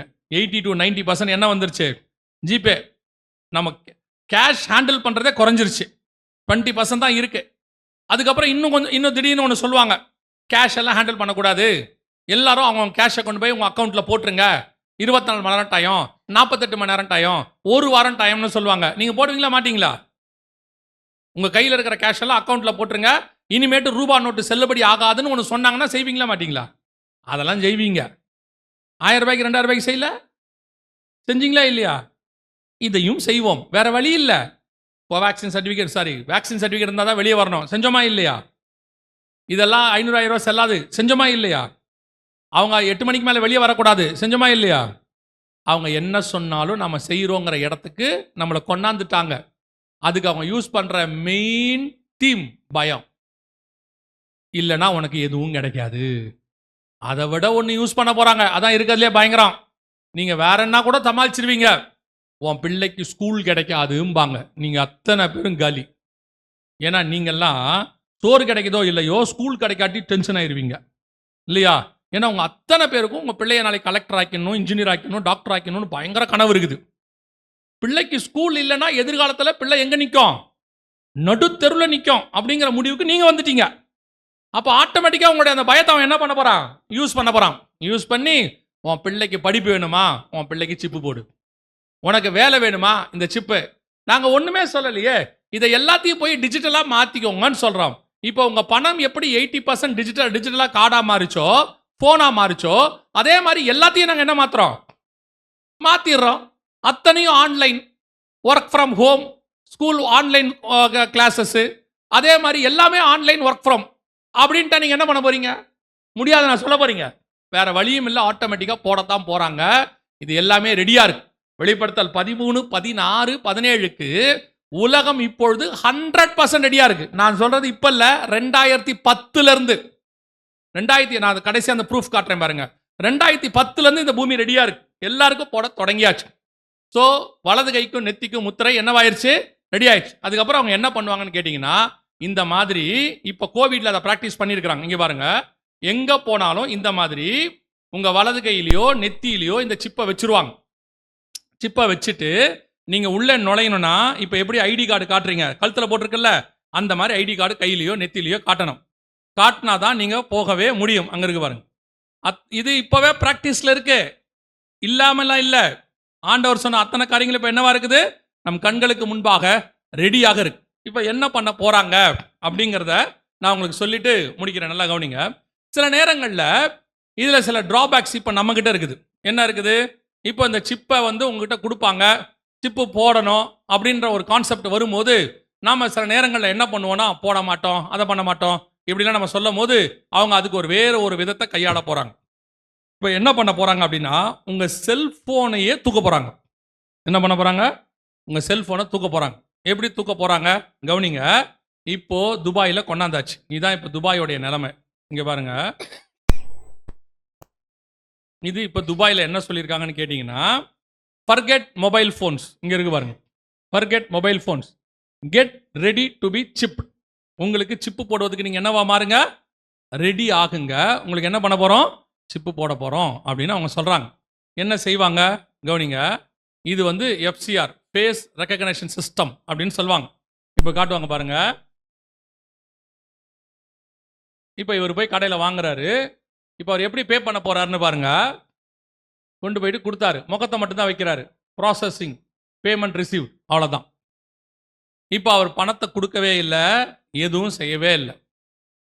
சில நேரங்களில் நம்ம ஒரு சில விஷயங்கள் நடக்கும்போது யோசிக்கிறோம்ல, ஏன் திடீர்னு இப்படி நடக்குதுன்னு. நான் எப்பவுமே நினைப்பேன், எந்த ஒரு விஷயத்துக்கு பின்னாடியும் தேவனுடைய திட்டம்னு ஒன்று இருக்கும். தேவனுடைய திட்டம்னு ஒன்று இருக்கும். இப்போ இந்த உலகளாவிய டிஜிட்டல் இருக்குல்ல, இவ்வளோ விஷயம் பண்ணுறாங்கல்ல, இது எல்லாத்துக்கும் சென்டர் பாயிண்ட்டாக 2 சிட்டியை வச்சுருந்தாங்க, 2 நாடு தான் வச்சுருந்தாங்க.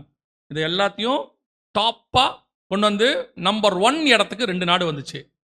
ஒன்று துபாய், இன்னொன்று ஆஸ்திரேலியா. இப்போ முழுவதும் எது தாக்கப்பட்டிருக்கு, இந்த ஈரான் இஸ்ரேல் வாரில் அதிகப்படியாக எது தாக்கப்பட்டுச்சு, துபாய் தான் தாக்கப்பட்டுச்சு. ஆல்மோஸ்ட் இப்போ அவங்க வந்து இது எல்லாத்துலேயும் கொஞ்சம் பின்னோக்கி போகிற நிலைமையில் இருக்கிறாங்க. நான் திருப்பியும் சொல்கிறேன், கர்த்தருடைய வருகை வரைக்கும் இந்த காரியங்கள் எல்லாம் இப்படி தான் நடக்கும். ரெடியாக இருக்கும், ஆனால் கர்த்தர் இம்ப்ளிமெண்ட் பண்ணுறதுக்கு என்ன பண்ணுவார், டைம் எடுத்துப்பார். எதுக்குன்னா, அவருக்கு ஒரு எண்ணிக்கை நிறைவாக வேண்டியிருக்கு உலகத்தில், அவர் சேர்க்க வேண்டிய பிள்ளைகள் இருக்குது. அது வரைக்கும் இவங்கெல்லாம் ரெடி பண்ணிடுவாங்க. ஆனால் இவங்களை கொண்டாந்து நம்ம மேலே போடுறதுக்கு கொஞ்சம் ஆண்டவர் டிலே டைம் எடுக்கிறார். ஆனால் எல்லாமே ரெடியாக இருக்குது. அதை நமக்கு சொல்கிறார், எல்லாம் ரெடி ஆயிடுச்சு, ஆனால் அவங்களை கொண்டாந்து உங்களுக்கு போட விடாமல் என்ன பண்ணிகிட்டு இருக்கிறோம், கொஞ்சம் தடுத்துக்கிட்டு இருக்கிறாரு. இப்போ துபாய் வந்து என்ன செஞ்சுட்டு இருக்கிறாங்க, இந்த அடி வாங்க இப்போ வாங்கியிருக்கு, முந்தினத்தையும் ஒரு குண்டு போட்டிருக்கிறாங்க. அதனால் இந்த சிஸ்டம்லாம் கொஞ்சம் அவங்களுக்கு ஸ்லோ ஆகுது. ஸ்லோனா இம்ப்ளிமெண்ட் பண்ணுறது கொஞ்சம் முந்தி. இப்போ துபாய் எந்த அளவுக்கு போயிடுச்சுன்னு கேட்டிங்கன்னா, நீங்கள் பாஸ்போர்ட்டே கொடுக்க வேண்டாம் துபாயில், விசா எடுத்துட்டிங்கன்னா போதும், நேராக போய் ஒரு இடத்துல நின்னீங்கன்னா போதும், அது டோட்டலாக உங்களை என்ன பண்ணிடும், ஸ்கேன் பண்ணிடும், அதுவே அப்ரூவல் கொடுத்துரும். ஆளே இருக்க மாட்டாங்க. இப்போ நம்ம ஊருக்குலாம் இந்தியாவுக்குள்ளே நுழையிறீங்கன்னா இமிகிரேஷன் ஒன்று இருக்கும், அங்கே ஒருத்தர் விசாரிச்சு உங்களுக்கு என்ன பண்ணுவார், ஸ்டாம்ப் பண்ணுவார்ல, அப்படி ஒரு ஸ்டாம்ப்பு சிங்கப்பூர்லேயும் இருக்காது, துபாயிலையும் இருக்காது, யாருமே இருக்க மாட்டாங்க. ஒரே ஒரு மிஷின் தான் இருக்கும் 2 பக்கமும். நீங்கள் நடுவில் போய் நின்னா போதும், டோட்டலாக ஸ்கேன் பண்ணோம், உங்கள் பேரில் விசா எடுத்தாச்சான்னு பார்க்கும், உங்களுடைய எல்லா டீட்டெயில்ஸும் அதில் வந்துடும், உங்கள் பாஸ்போர்ட்லேருந்து எல்லா டீட்டெயிலும் வந்துடும். அது இவ்வளோ எவ்வளோ நேரத்தில் நடக்குன்னு கேட்டிங்கன்னா 30 செகண்ட்ஸ்லேருந்து 1 மினிட்ல நடக்கும். 30 செகண்ட்ஸ் தான், அப்படியே ஃபுல்லாக ஸ்கேன் பண்ணோம், அப்ரூவல்னு போயிடுவோம். இது துபாயிலையும் உண்டு, சிங்கப்பூர்லேயும் உண்டு. இப்போ தான் இங்கே முழுக்க ஃபேஸ் ரெகக்னிஷன் சிஸ்டம் அப்படின்னு சொல்லுவாங்க. இப்போ அவங்க துபாய் முழுக்க பண்ணியாச்சு. இப்போ என்ன பண்ண போகிறாங்கன்னா, உங்கள் செல்ஃபோனை உங்களை விட்டு ரிமூவ் பண்ணிவிடுவாங்க. இப்போ நீங்கள் எல்லாம் செல்ஃபோன் வச்சுருக்கீங்க, சிக்னல் கிடைக்கல, அது கிடைக்கல, எல்லாம் சொல்லிக்கிட்டு இருக்கிறீங்கல்ல, உங்கள் செல்ஃபோனை எடுத்துட்டு இந்த செல்ஃபோனில் சிம் கார்டு இருக்குல்ல, அதை உங்கள் உடம்புல இந்த சிப்பாக போட்டுட்டு உங்கள் உடம்பையே செல்ஃபோனாக மாற்றிடுவாங்க. அதுக்கப்புறம் உங்களுக்கு கால் வரும், ஆனால் நீங்கள் ஃபோன் இல்லாமையே பேசுவீங்க. நாங்கள் புதுசாக இருக்குது, அப்படிலாம் நடக்குமான்னு கேட்குறீங்களா? கவனிங்க, இது பிபிசியில் வந்தது. இப்போ பாருங்க, இப்போ இந்த அம்மா வந்து அவங்க அம்மா கிட்ட சொல்கிறாங்க, நீ எனக்கு கொஞ்சம் கால் பண்ணுமா அப்படின்றாங்க. அவங்க அம்மா எதுக்குமா நீ தான் எதிரிலே இருக்கிறிய, நீ கால் பண்ணுமா எனக்காக அப்படின்னு சொல்கிறாங்க. நான் உங்களுக்கு ஒன்று காட்ட விரும்புகிறேன் அப்படின்னு சொன்னோன்னே அவங்க அம்மா என்ன பண்ணுறாங்க, எடுத்து பொண்ணு நம்பரை கூப்பிடுறாங்க.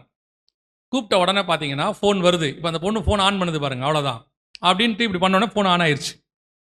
இப்போ அவங்க அம்மா கேட்குறாங்க, என்ன விஷயம்? ஆமாம், இதான் எனக்கு கேட்குதே, ஃபோனில் கேட்குது பாரு, நான் பேசுறது உனக்கு ஃபோனில் கேட்குது பாரு அப்படின்றாங்க. இப்போ அந்த பொண்ணு ஏஞ்சி போய் பேசும் பாருங்க.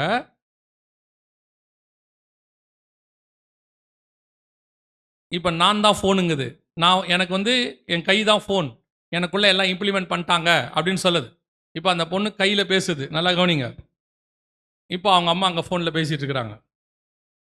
இப்போ ஸ்பீக்கரும் சிம் கார்டும் அந்த பொண்ணு உடம்புல இருக்குது. இப்போ காட்டுவாங்க பாருங்க. இப்போ கட் பண்ண பாருங்க ஃபோனு, அவ்வளோதான், ஃபோன் கட் ஆயிடுச்சு. இப்போ அந்த பொண்ணுடைய கையை காட்டும் பாருங்க, எங்கே இருக்குது பாருங்க, அதான் ஃபுல்லாக உடம்பு முழுக்க இம்ப்ளிமெண்ட் பண்ணியாச்சு. அது மட்டும் இல்லை, கையில் ஸ்பீக்கர் இருக்கும், இங்கே இருக்குது பாருங்க ஸ்பீக்கர், அதான் ஸ்பீக்கர், அவ்வளோதான் முழுக்க. இப்போது எல்லாம் ரெடி. இப்போ என்ன பண்ணுவாங்கன்னு கேட்டிங்கன்னா, உங்கள் உடம்புல இந்த சிப்பை கொண்டு வந்து வைப்பாங்க. உடம்புல சிப்பை வச்சுட்டு உங்களை முழுக்க முழுக்க இன்டெகிரேட்டட், அதாவது உங்களை முழுக்க முழுக்க ஒரு ஃபோன் மாதிரி மாற்றிடுவாங்க. இப்போ தான் நீங்கள் முழுக்க முழுக்க எதை தான் யூஸ் பண்ணுறீங்க உங்கள் லைஃப்பில்? ஃபோனை தான் யூஸ் பண்ணிக்கிட்டு இருக்கீங்க. எல்லாத்துக்கும் எதை யூஸ் பண்ணுறீங்க? ஃபோன் தான் யூஸ் பண்ணுறீங்க. எது எடுத்தாலும் ஃபோன் தான். நீங்கள் கால் பேசணுமா ஃபோன், ஃபோட்டோ எடுக்கணுமா, வீடியோ எடுக்கணுமா ஃபோன், இன்ஸ்டாகிராம், வாட்ஸ்அப், ஃபேஸ்புக் எல்லாமே எது தான் இருக்குது? ஃபோன்.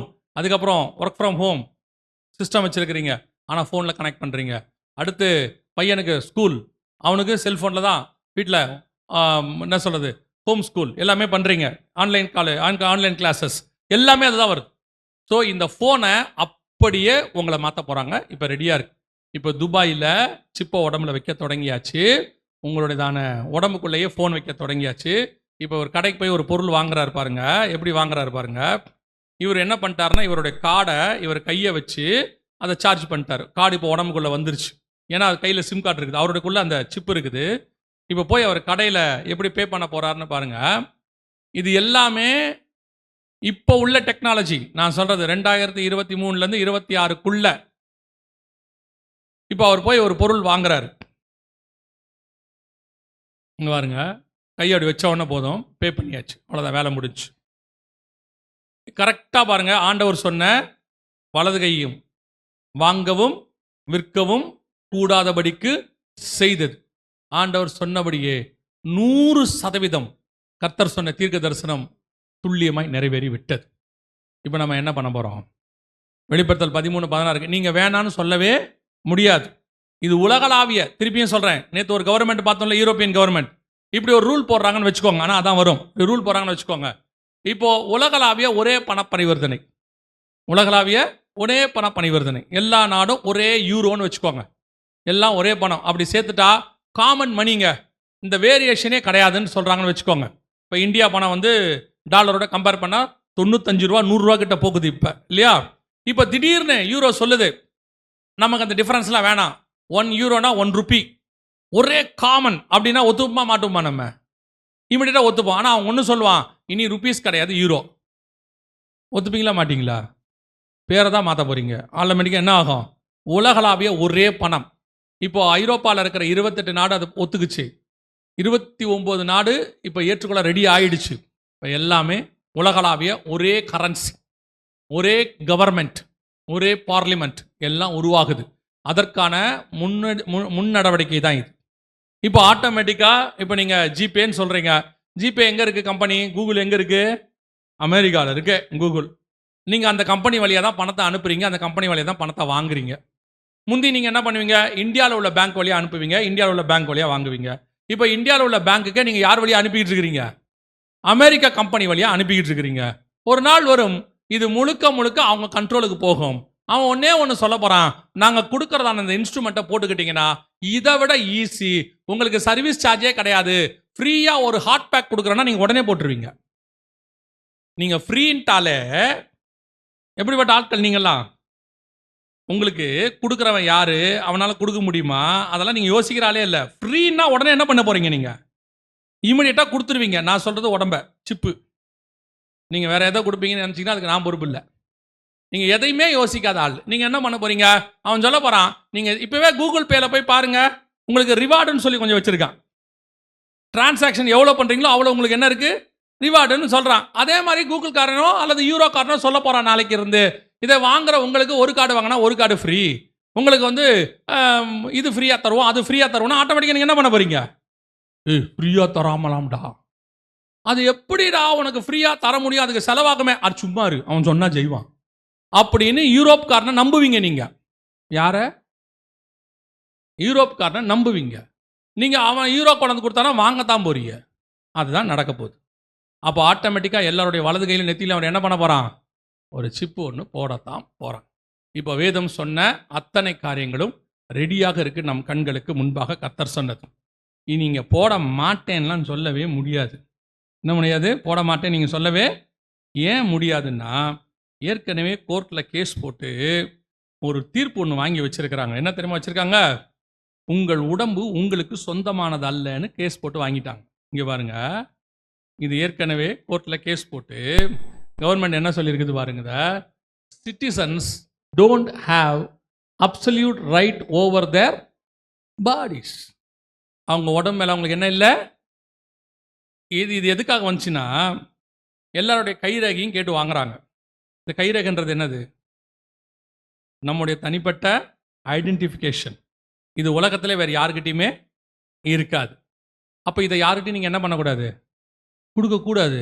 ஏன்னா இதான் நீங்கள் பத்திரம் வாங்குறது, வீடு வாங்குறது, எதுவாக இருந்தாலும் எதுதான் வைக்க போகிறீங்க? இதுதான் அத்தாரிட்டி. இந்த அத்தாரிட்டியை கேட்குறாங்க, நீங்கள் கொடுத்துட்டீங்கன்னா இது இன்டர்நெட்டில் யார்கிட்ட வேணாலும் போகும். இப்போ ஒரு உதாரணத்துக்கு சொல்கிறேன், ஆதார் நீங்கள் எங்கெல்லாம் கொடுக்குறீங்க? எல்லா இடத்துலையும் கொடுக்குறீங்க. எவனாவது ஃப்ரீயாக கொடுக்குறான்னா எல்லா இடத்துலையும் கொடுப்பீங்க. அப்படி தானே? ஆதார் அப்படி தானே கொடுக்குறோம். இப்போ நம்ம ஆதார் கொடுக்கும்போது உங்கள் ஃபோட்டோ போதா? உங்கள் கைரேகைலாம் போகுமா? எல்லாம் போகும் தானே.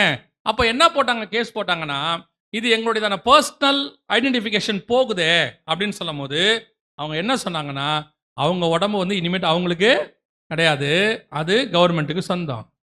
நாங்கள் அதை என்ன செய்யலாம்? ஒரு காரணத்துக்காக அவங்கள நாங்கள் ஆளுகை செய்யலாம். இப்போ கைரேகை, கண் கருவிழி எல்லாம் இருக்குது அவங்கக்கிட்ட, அத்தனையும் இருக்குது. ஸோ அவங்க நாளைக்கு போடுங்கன்னு சொன்னால் நம்ம என்ன செய்ய போகிறோம்? போடத்தான் போகிறோம். இல்லைன்னு சொல்ல போகிறது இல்லை. போடாட்டி உங்களுக்கு எதுவும் கிடைக்க போகிறதும் இல்லை. கர்த்தர் சொன்னபடியே அத்தனை காரியங்களும் நல்லா தெரிஞ்சுக்கொள்ளுங்க. வெளிப்படுத்தல் 13, 16, 17 சொன்ன அத்தனை காரியங்களும் துல்லியமாய் நிறைவேறிவிட்டது. ஆனால் இது எதுவுமே யாருக்கு தெரியாது? சபைக்கு தெரியாது. நம்ம வாசப்படி வரைக்கும் தலைக்கு மேல கத்தி நிக்குது. ஆண்டவர் சொன்னது தலைக்கு மேல நிக்குது. ஒரே ஒரு வார் தான் பாக்கி. நல்லா தெரிஞ்சுக்கொள்ளுங்க. இப்ப நடந்துட்டு இருக்கிற வார் இது முடியும் போது உலகத்தில் இருக்கிற அத்தனை பேருக்கும் போடுவாங்க. உலகத்தில் இருக்கிற எல்லாருக்கும் ஒரு டெக்னாலஜி இம்ப்ளிமெண்ட் பண்ணுவாங்க. எப்படி செல்போன் இம்ப்ளிமெண்ட் பண்ணாங்களோ, எப்படி வந்து ஸ்மார்ட் போன் இம்ப்ளிமெண்ட் பண்ணாங்களோ, அதே மாதிரி ஜிபே மாதிரி அதே மாதிரி இதையும் இம்ப்ளிமெண்ட் பண்ணுவாங்க. உலகளாவே இம்ப்ளிமெண்ட் பண்ணுவாங்க. ஸோ எல்லாருடைய வலது கையிலும் நெத்தியிலையும் போடணும்பாங்க. ஏன் வலது கையில் நெத்தியில் போடணும் அப்படின்னு கேட்டிங்கன்னா, நான் புரிஞ்சுக்கிறது ரெண்டு அர்த்தம், ரெண்டு காரியம் அதுக்கு இருக்குது. ஒன்று, ஏற்கனவே உங்கள் இடது கையில் ஒரு மார்க் இருக்குது தெரியுமா? உங்கள் எல்லாருக்கும் இருக்கா இல்லையா? அதுக்கு பேர் என்னது? அம்ம முத்திரைன்னு சொல்லுவாங்க இல்லையா? இது ஏறக்குறைய ஒரு 100 வருஷத்துக்கு முன்னாடி போலியோ பாதிப்பு வரும்போது என்ன பண்ணாங்கன்னா, பிறக்கிற குழந்தைக்கு எல்லாத்துக்கும் இதை ஒரு மார்க்காக போட தொடங்கினாங்க, லெஃப்டில் போட தொடங்கினாங்க. ஆனால் இப்போ கொஞ்ச நாளாக போடுறது இல்லை.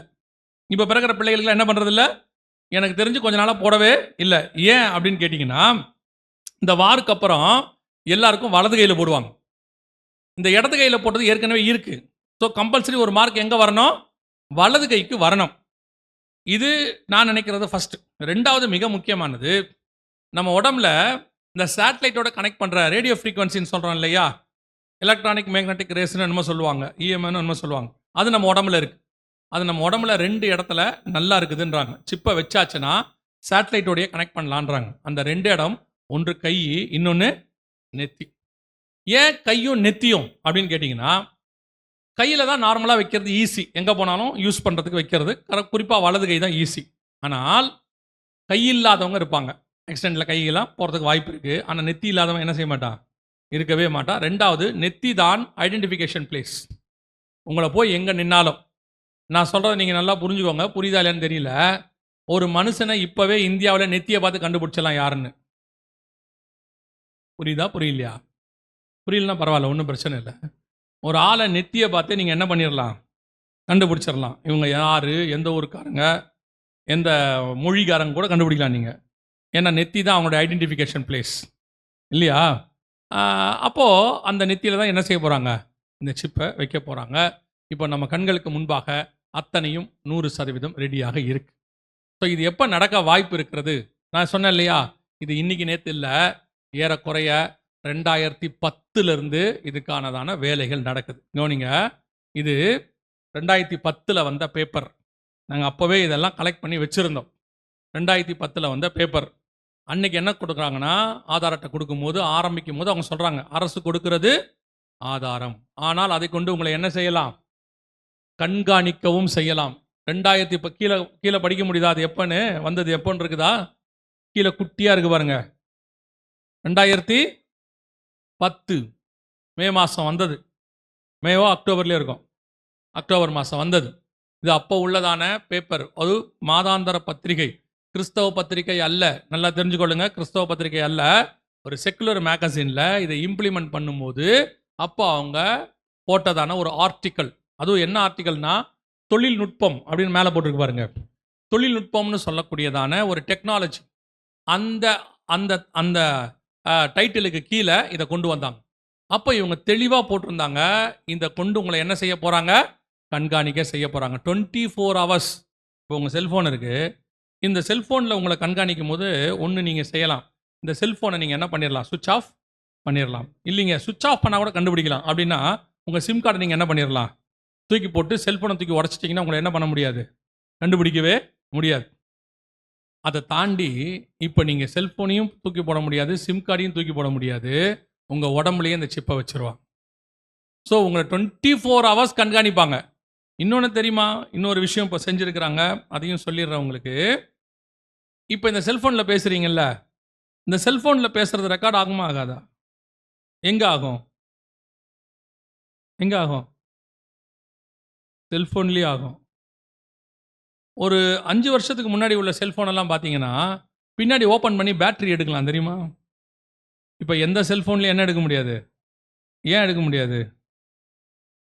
அந்த டெக்னாலஜி அப்போ தான் இவங்க பண்ணிட்டு இருந்த வேலையை கண்டுபிடிச்சாங்க. ஒரு செல்ஃபோன்லேருந்து பார்த்தா உள்ளுக்குள்ளேயே நீங்கள் பேசுறதெல்லாம் ரெக்கார்ட் பண்ணுறதுக்குன்னு ஒரு காரியம் வச்சுருந்தாங்க.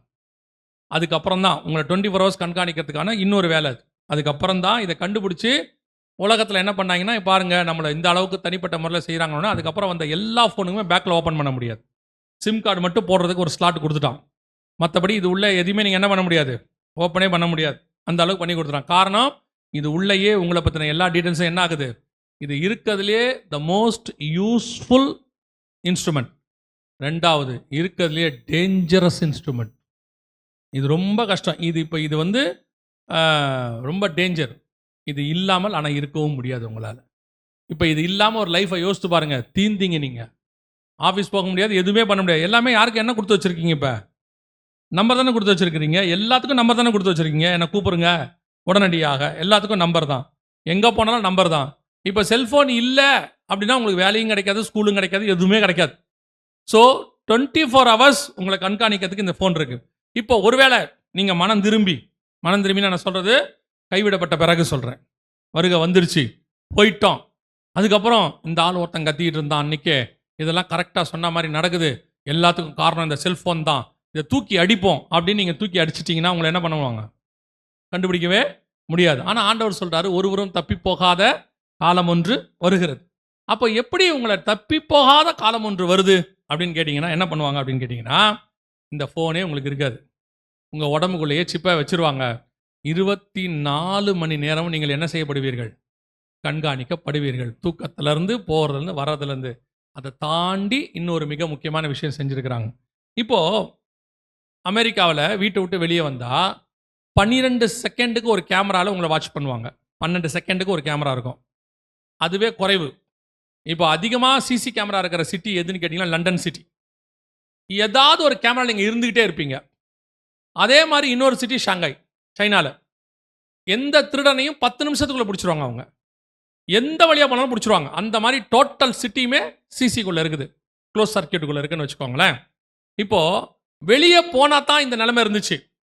ஒருவேளை அந்திகிறிஸ்து ஆட்சியில நீங்க வீட்டுக்குள்ள தேவனை தேடுறீங்கன்னு வச்சுக்கோங்க, வீட்டுக்குள்ள தேவனை ஆராதிக்கிறீங்க அப்படின்னா அதையும் செய்ய முடியாத வேலையை இப்போ பண்ணிட்டாங்க. என்ன பண்ணியாச்சு? அவன் ஆட்சியில நீங்க தேவனை தேடவே முடியாது. அப்படி ஒரு நிலைமை. என்னங்க அப்படின்னா, இப்போ உங்க வீடு முழுக்க ஸ்மார்ட் வீடா மாறிக்கிட்டு இருக்கு. தெரியுமா உங்களுக்கு? உங்க வீட்டுக்குள்ள வைஃபை கனெக்ஷன் இருக்குதா? பெரும்பாலான வீட்டுக்குள்ள என்ன இருக்குது? Wifi connection. ஸ்மார்ட் டிவின்னு ஒரு டிவி இருக்குதா? கண்டிப்பாக இருக்குது இல்லையா? அதே மாதிரி இப்போ எல்லாருமே ஃபோன்கிட்ட பேசுறீங்கல்ல, ஃபோனில் பேசல, ஃபோன்கிட்ட பேசுறீங்கல்ல. சிரி அப்படின்னு ஒன்று வச்சுருக்காங்க, அப்புறம் ஜெமினின்னு ஒன்று வச்சுருக்கு, எல்லாம் பேசுறீங்கல்ல. இது என்ன செய்யும்னு நினைக்கிறீங்க உங்களை? இப்போ உங்கள் வாய்ஸை ரெக்கக்னைஸ் பண்ணுதா? இப்போ ஹாய் சிரி அப்படின்னா அப்படின்னு கூப்பிடுது இல்லை, திருப்பி ரெஸ்பாண்ட் பண்ணுது இல்லை. அப்போ நீங்கள் பேசுறதா என்ன பண்ணிக்கிட்டு இருக்குது? கவனிச்சுக்கிட்டு இருக்குது. அப்போ உங்கள் வீட்டில் பேசுறது எல்லாமே என்ன ஆகும்? இது கவனிச்சுக்கிட்டு இருக்குது, உள்ள இருக்குது. இதை இப்போ எல்லாத்தையும் தாண்டி வேற ஒன்று கொண்டாந்துருக்காங்க. நான் சொல்லிட்டு முடிக்கிறேன், கவனிங்க. இதை தாண்டி வேற ஒன்று கொண்டாந்துருக்காங்க. என்னன்னா ஸ்மார்ட் ஃபோன். இப்போ உங்கள் வீட்டில் இருக்கிற ஏசி, உங்கள் வீட்டில் இருக்கிற டிவி, உங்கள் வீட்டுக்குள்ளே இருக்கிற ஃபோனு, வைஃபையு, உங்கள் வீட்டில் இருக்கிற ஃப்ரிட்ஜு, எல்லாத்துக்குள்ளுமே ஏஐன்னு ஒன்று கொண்டாந்துக்கிட்டு இருக்காப்பா எல்லாத்துக்கும். இது எல்லாமே ஒரு கனெக்ஷனுக்குள்ளே வந்துடும், வைஃபை கனெக்ஷனுக்குள்ள. அதுக்கப்புறம் அவங்கள பார்த்துப்பாங்க. நான் சொல்லுங்க, புரியுதா புரியலையா? ஒன்று அதுவே பேசிக்கும். இப்போ ஏசி ரிப்பேர் ஆக போகுது அப்படின்னா அந்த ஏசியில் இருக்க ஏஐ வழியாகவே உங்கள் வீட்டுக்குள்ளே வாட்ச் பண்ணுற அந்த காரியம் இருக்கும் வைஃபை மூலமாக. அதுவே சர்வீஸ் சென்டருக்கு ஃபோன் பண்ணிடும், இந்த மாதிரி ப்ராப்ளம் இருக்குது நீங்கள் வாங்க அப்படின்னு அதுவே பண்ணிட்டோம். உங்களுக்கே அப்போ தான் தெரியும் அந்த ஆள் வந்த பிறகு. என்ன சார் விஷயம்? இல்லை உங்களுடைய ஃப்ரிட்ஜு ஃபால்ட்டாக இருக்குது. இல்லை நான் ஒன்றும் சொல்லலையே, இருக்குது அப்படின்னு பார்த்தா ஃபால்ட்டாக இருக்கும். ஏன்னா அதுவே அதை என்ன பண்ணிக்குது? ஷெல்ஃபாக சரி பண்ணிக்கிறதுக்கான எல்லாத்தையும் ரெடி பண்ணுறான். இப்போ அது ஏஐ ஹோம்னு சொல்லுவாங்க. இப்போ அது என்ன பண்ணுதுன்னா உங்கள் வீட்டுக்குள்ளே உங்களை வாட்ச் பண்ண தொடங்கிருச்சு. சைனாவில் இப்போ ரூல் போட்டிருக்கிறாங்க, வீட்டுக்குள்ளே யாருமே ப்ரேயர் நடத்தக்கூடாது, வீட்டுக்குள்ளே யாரும் ப்ரேயர் பண்ணக்கூடாதுன்னு சொல்லியிருக்காங்க. எப்படி வாட்ச் பண்ணுவாங்க வீட்டுக்குள்ளே பண்ணுறத? முந்தியெல்லாம் பக்கத்து வீட்டுக்காரன் போய் தான் சொல்லிடுவான், அந்த வீட்டில் சவுண்டு வருது அப்படின்னு சொல்லுவான். இப்போ அப்படி அல்ல, உங்கள் வீட்டுக்குள்ளேயே உங்களை கண்காணிக்கிற கருவி முழுவதும் வருகிறது. 100% நீங்கள் பேசுவது, நீங்கள் என்ன பண்ணுறீங்க, என்ன ப்ரேயர் பண்ணுறீங்க, எல்லாத்தையும் அதை வாட்ச் பண்ணிட்டே இருக்கும் 24 hours. நீங்கள் நினச்சிக்கிட்டு இருக்கிறீங்க வீட்டுக்கு வெளியே தான் நம்மளை கண்காணிக்கிறாங்கன்னு. உங்கள் வீட்டுக்குள்ளேயே கண்காணிக்கிற காரியங்கள் எல்லாம் வந்துருச்சு. 24 hours நீங்கள் என்ன பண்ணாலும் ரெக்கார்ட் ஆகும், நீங்கள் பேசுறது ரெக்கார்ட் ஆகும், யார் கூட பேசுகிறீங்களோ ரெக்கார்ட் ஆகும், எல்லாமே இருக்குது. ஆண்டவர் சொன்ன ஒருவரும் தப்பி போகாத காலம் ஒன்று வருகிறது. அதனால தான் பைபிள் சொல்லுது, அந்த 7 வருஷம் உபத்திரவ காலம் உலகம் பார்க்காத உபத்திரவ காலம், இது வரைக்கும் வந்ததுலேயே தி வஸ்ட் கவர்மெண்ட். நேற்று வாசிச்சோம்ல, தானியேல் புஸ்தகம் 7ஆம் அதிகாரம் 23வது வசனத்தை வாசிங்க பார்ப்போம். தானியேல் 7:23 வாசிங்க.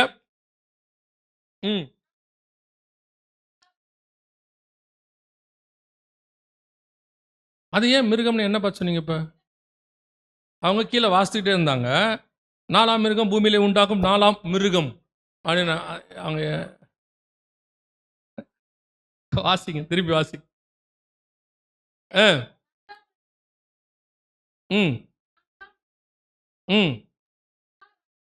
எல்லா ராஜ்யங்களும் இப்போ நான் சொல்றது நேற்று நம்ம பார்த்த கவர்மெண்ட் அவங்க செய்ய போற விஷயத்தை தான் நம்ம இன்னைக்கு பார்த்துருக்கிறோம்.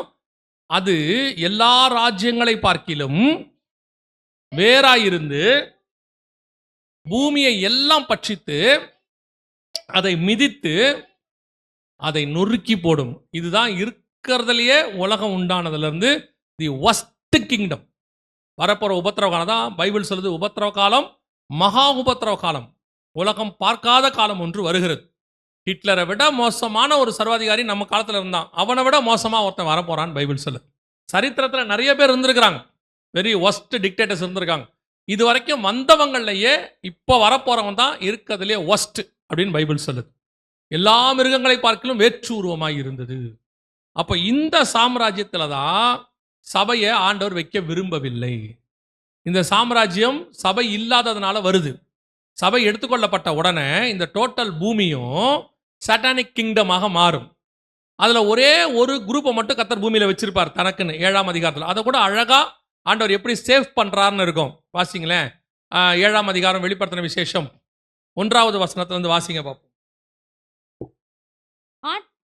இவைகளுக்கு பின்பு பூமியின் 4 திசைகளிலும் 4 தூதர்கள் நின்று பூமியின் மேலாவது சமுத்திரத்தின் மேலாவது ஒரு மரத்தின் மேலாவது காற்று அடியாதபடிக்கு பூமியின் 4 காற்றுகளையும் பிடித்திருக்க கண்டேன். ஏன் காத்த பிடிக்கிறாங்க? அதுக்கு கீழ் வசனம் என்ன சொல்லுதுன்னா, அதுக்கு கீழ் வசனம், ஜீவனுள்ள தேவனுடைய முத்திரையை கொலையுடைய வேறொரு தூதன் சூரியன் உதிக்கும் திசையிலிருந்து ஏறி வர கண்டேன். அவன் பூமியையும் சமுத்திரத்தையும், அர்த்த வசனம் வாசி, நாம் நமது தேவனுடைய ஊழியக்காரரின் நெற்றிகளில் முத்திரை போட்டு தீரும் அளவும் பூமியையும் சமுத்திரத்தையும் மரங்களையும் சேதப்படுத்தாதிருங்கள் என்று மகா சத்தமிட்டு கூப்பிட்டான். இதுல என்ன நடக்குதுன்னு கேட்டீங்கன்னா, இந்த 7 வருஷத்துல தேவன் தனக்கென்று ஒரு பெரிய கூட்டம் 1,44,000 இஸ்ரவேலர்கள், வெளிப்படுத்தல் 14 இருக்கிறவங்க இல்ல, இது 7 இருக்கிறவங்க, இவங்களை கொண்டு போய் கர்த்தர் என்ன பண்ண போறாரு?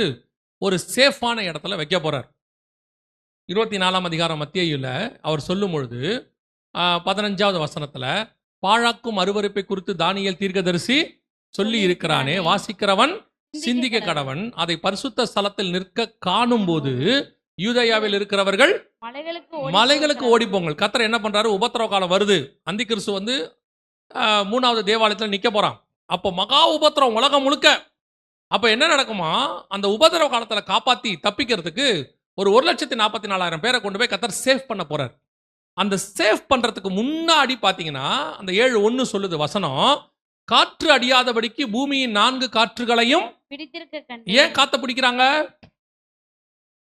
இன்னைக்கு இருக்கக்கூடிய எல்லா டிரான்சாக்சனும் எது வழியா தான் நடக்குது? காற்று வழியா. உங்களை கண்டுபிடிக்கிறது எது வழியா தான் நடக்குது? காற்று வழியா. உங்களை சேட்டலைட் எது வழியா வாட்ச் பண்ணுது?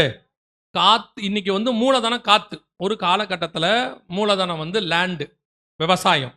ஒரு காலகட்டத்தில் மூலதனம் ஆயில். இப்போ ஆயில் தான் நமக்கு என்னவா இருக்கு? பேஸ். இதுக்கு பிறகு மூலதனம் எது தெரியுமா? காற்று. இப்போ காற்று பிஸ்னஸ் தான். மைக்ரோசாஃப்ட் ஓனர் வந்ததுலேருந்து பில்கேட்ஸ் வந்த பிறகு காத்து தான் பேஸாக இருக்கு. ஸோ பைபிள் சொல்லுது, கடைசியாக ஒரு ஜனங்களை காப்பாற்றணும்னா அவங்கள மறைச்சி வைக்கிற வரைக்கும் இவங்க எதை பிடிக்கிறாங்க? காற்றை பிடிக்கிறாங்க. காற்றை பிடிச்சாச்சுன்னா யாரையும் கொஞ்ச நேரத்துக்கு தான். அது கொஞ்ச நேரம் என்ன பண்ண முடியாது? கண்டுபிடிக்க முடியாது. ஸோ அப்படி ஒரு இடத்துல கொண்டு போய் இவங்கள மலைக்கு கீழே என்ன பண்ண போறாரு? சேவ் பண்ண போறாரு. ஸோ இப்போ எவ்வளோ அழகா பைபிள் வந்து நமக்கு சொல்லி வச்சிருக்குது பாருங்க. இது வந்து இன்னைக்கு இருக்கிற யங்ஸ்டர்ஸ் என்ன நினச்சிக்கிறாங்க அப்படின்னா, இந்த பைபிள் வந்து ஒரு பழைய புக்கு, இது அந்த கதை இந்த கதை இருக்குது. இது எதுலையுமே கதை கிடையாதுங்க, எல்லாமே சம்பவம். ஆனால் அவைகளுக்கு பின்னால் நடக்க போகிற இன்னைக்குள்ள டெக்னாலஜியிலிருந்து, இனி வரப்போற டெக்னாலஜியிலிருந்து, ஆர்மியிலிருந்து இந்த எண்டுன்னு போடுற வரைக்கும் அத்தனை அதில் இருக்கு. 8ஆம் நாள் வரைக்கும் இருக்கு. நீங்க இந்த கூகுள் சொல்லக்கூடியதான காரியத்தை இது பார்த்தீங்கன்னா, கூகுளில் வர்றது எவ்வளோ உண்மை எவ்வளோ பொய்ன்னு உங்களுக்கு தெரியாது. அது இன்ஸ்டாவில் வர்றதோ அல்லது வாட்ஸ்அப்பில் வர்றதோ யூடியூப்ல வர்றதோ எத்தனை உண்மைன்னு தெரியாது. ஆனால் பைபிளில் சொல்லியிருக்கிற எல்லாமே உண்மை, 100% உண்மை. ஆனால் இதை நீங்கள் படிக்க மாட்டேங்கிறீங்க. இதை உட்காந்து தியானிங்க. நீங்கள் என்ன நினைக்கிறீங்கன்னா, இந்த டெக்னாலஜி எல்லாம் உங்களுக்கு வெளியரங்கமாக பார்க்கும்போது பிரமிப்பாக இருக்கு. ஆனால் இதெல்லாம் உருவாகிறதுக்கு முன்னமே இதை பற்றி ஆண்டவர் தெளிவாக சொல்லி வச்சிருக்கிறார். ஆனால் என்ன, இதை கொஞ்சம் நீங்கள் தியானிச்சு படிக்கணும். உங்களுக்கு அதுக்கு டைம் இல்லை. ஏன்னா இப்போ எல்லாம் 30 செகண்ட்ஸில் ஷார்ட்ஸ் பார்க்குறவங்களா இருக்கிறீங்க. நீங்கள் உடனே ஸ்க்ரோல் பண்ணிட்டு போயிட்டே இருக்கணும். ஒரு இதையுமே 2 நிமிஷத்துக்கு மேலே பார்க்க உங்களுக்கு இன்ட்ரெஸ்ட் இல்லை. அது எவ்வளோ பெரிய தப்புன்னு உங்களுக்கு தெரியல. உட்காந்து மெமரி பண்ணுறதுன்னு உங்களுக்கு போயிடுச்சு. ஸோ உங்களுக்கு எல்லாமே இப்போ என்ன ஆயிடுச்சு? 30 செகண்ட்ஸ், 1 மினிட் வீடியோவே ஒரு நிமிஷத்துக்குள்ளே இருந்தால் தான் பார்க்குறாங்க. 1 மணி நேரம் செய்தினா யாரும் பார்க்கறது இல்லை. இப்போ அப்புறம் பார்த்துக்கலாம் அப்படின்றாங்க. அப்போ நீங்கள் மிக முக்கியமான விஷயத்தை உங்களை பிசாசு டிஸ்ட்ராக்ட் பண்ணிகிட்டே இருக்கிறான். உங்களை எப்படி ஆக்கிட்டானா, எதையுமே இன்ட்ரெஸ்ட் இல்லை உங்களுக்கு. ஒன்று பார்த்தா ஸ்க்ரோல் அடுத்து போடணும். ஆனால் இது அப்படி அல்ல. இரவும் பகலும் உட்காந்து தியானிக்கணும் இதை. ஆனால் தியானிக்கிற அளவுக்கு இப்போ உங்களுக்கு என்ன இல்லை? இப்போ பொறுமை கிடையாது. டைம் இருக்கு, ஆனால் என்ன இல்லை? பொறுமை இல்லை. அதனால பிசாசு பண்ண பெரிய தந்திரம், நீங்க போனு டெக்னாலஜி அல்லது அதில் உள்ள கூடிய விஷயங்கள், நான் இது வேணான்னு சொல்லல, திருப்பியும் சொல்றேன், இது வேணான்னு சொல்லல. எவ்வளோ யூஸ் பண்ணுமோ அவ்வளோ மட்டும் யூஸ் பண்ணுங்க. எந்த ஒரு விஷயமும் நம்ம ஊரில் சொல்லுவாங்க பழமொழி, அளவுக்கு மிஞ்சினால் அமிர்தமும் நஞ்சு. அது ஃபோனுக்கும் பொருந்தும். சிலர்லாம் ஃபோன்லேயே இருக்கான், சும்மா இருந்தால் ஃபோனை நோட தொடங்கிறான், இப்படி தோண்டிகிட்டே இருக்கான்.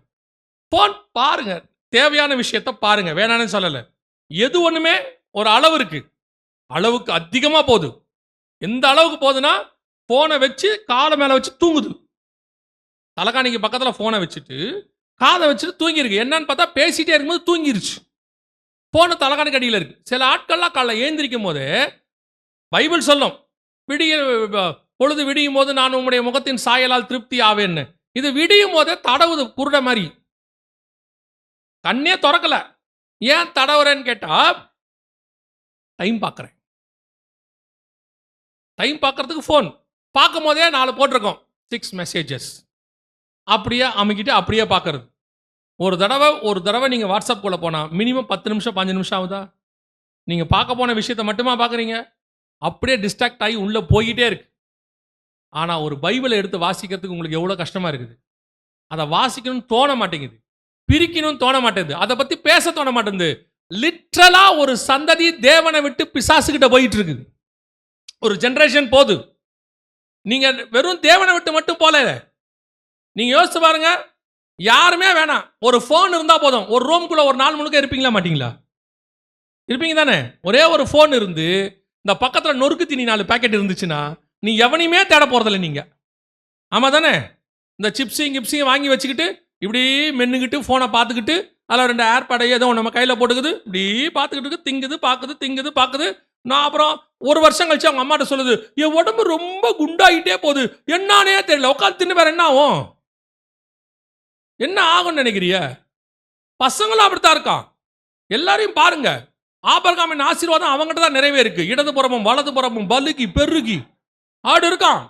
அவன் ஏறி உக்காடுறான், வயிறு டேங்க் மேல தனியா இருக்கு. பைக்கில் கேட்டு பாருங்க.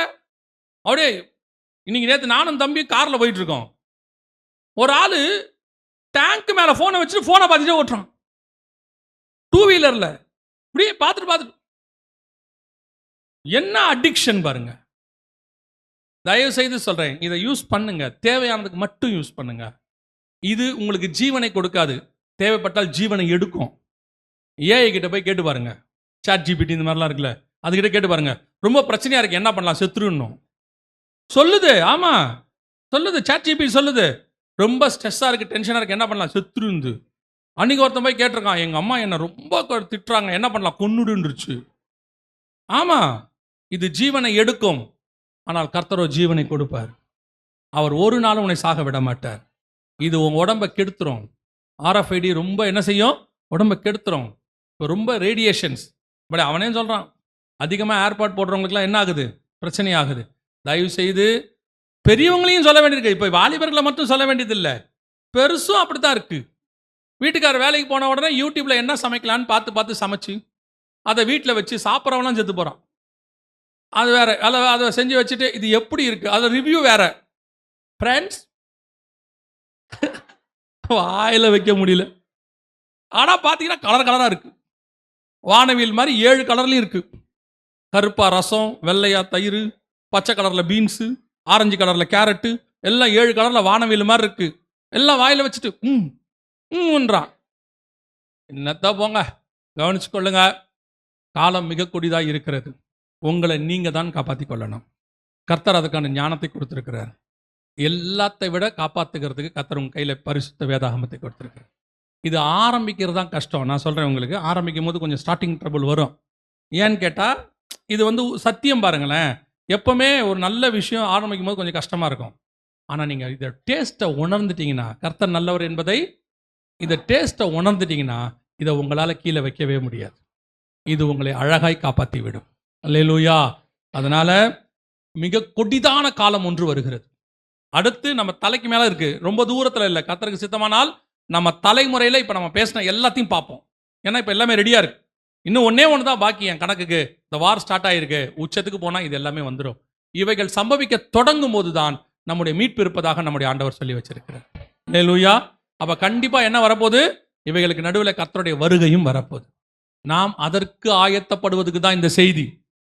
இதை எதையுமே நீங்கள் மாற்ற முடியாது. உலகம் ஒரு கொலாப்ஸுக்கு போகும், பயங்கரமாக உச்சத்துக்கு போய் கொலாப்ஸ் ஆகும். அது இயேசுவின் பகிரங்க வருகையில் நடக்கும். அவர் தம்முடைய முகத்தின் பிரசன்னத்தினால் எல்லாத்தையும் க்ளோஸ் பண்ணிடுவார். ஆனால் அதுக்கு முன்னாடி ஒரு 7 வருஷம் மிகப்பெரிய உபத்திரவத்துக்குள்ள போகும்.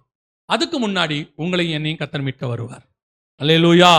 அப்போ ஒவ்வொரு நாளும் அவரை சந்திக்க நம்ம என்ன செய்யணும்? ஆயத்தப்படணும். இவ்வளத்தையும் சொன்ன ஆண்டவர் தான் வருவேன் என்றும் சொல்லி இருக்கிறார். 1900 வருஷத்துக்கு முன்னாடி அவர் சொன்ன இத்தனை விஷயங்களும் இதில் நீங்கள் இதை பார்க்கலையே, இது ஒரு விஷயத்த அது பாருங்க. அது அந்த நியூஸில் வந்தது 2010. அந்த சிப்பை எங்கே வைப்பாங்கன்னு போட்டிருக்குது, படிக்க முடியுதா? அரிசி அளவு உள்ள இந்த சிப்பை கைகளில் அல்லது நெற்றியில். இது வந்தது 2010.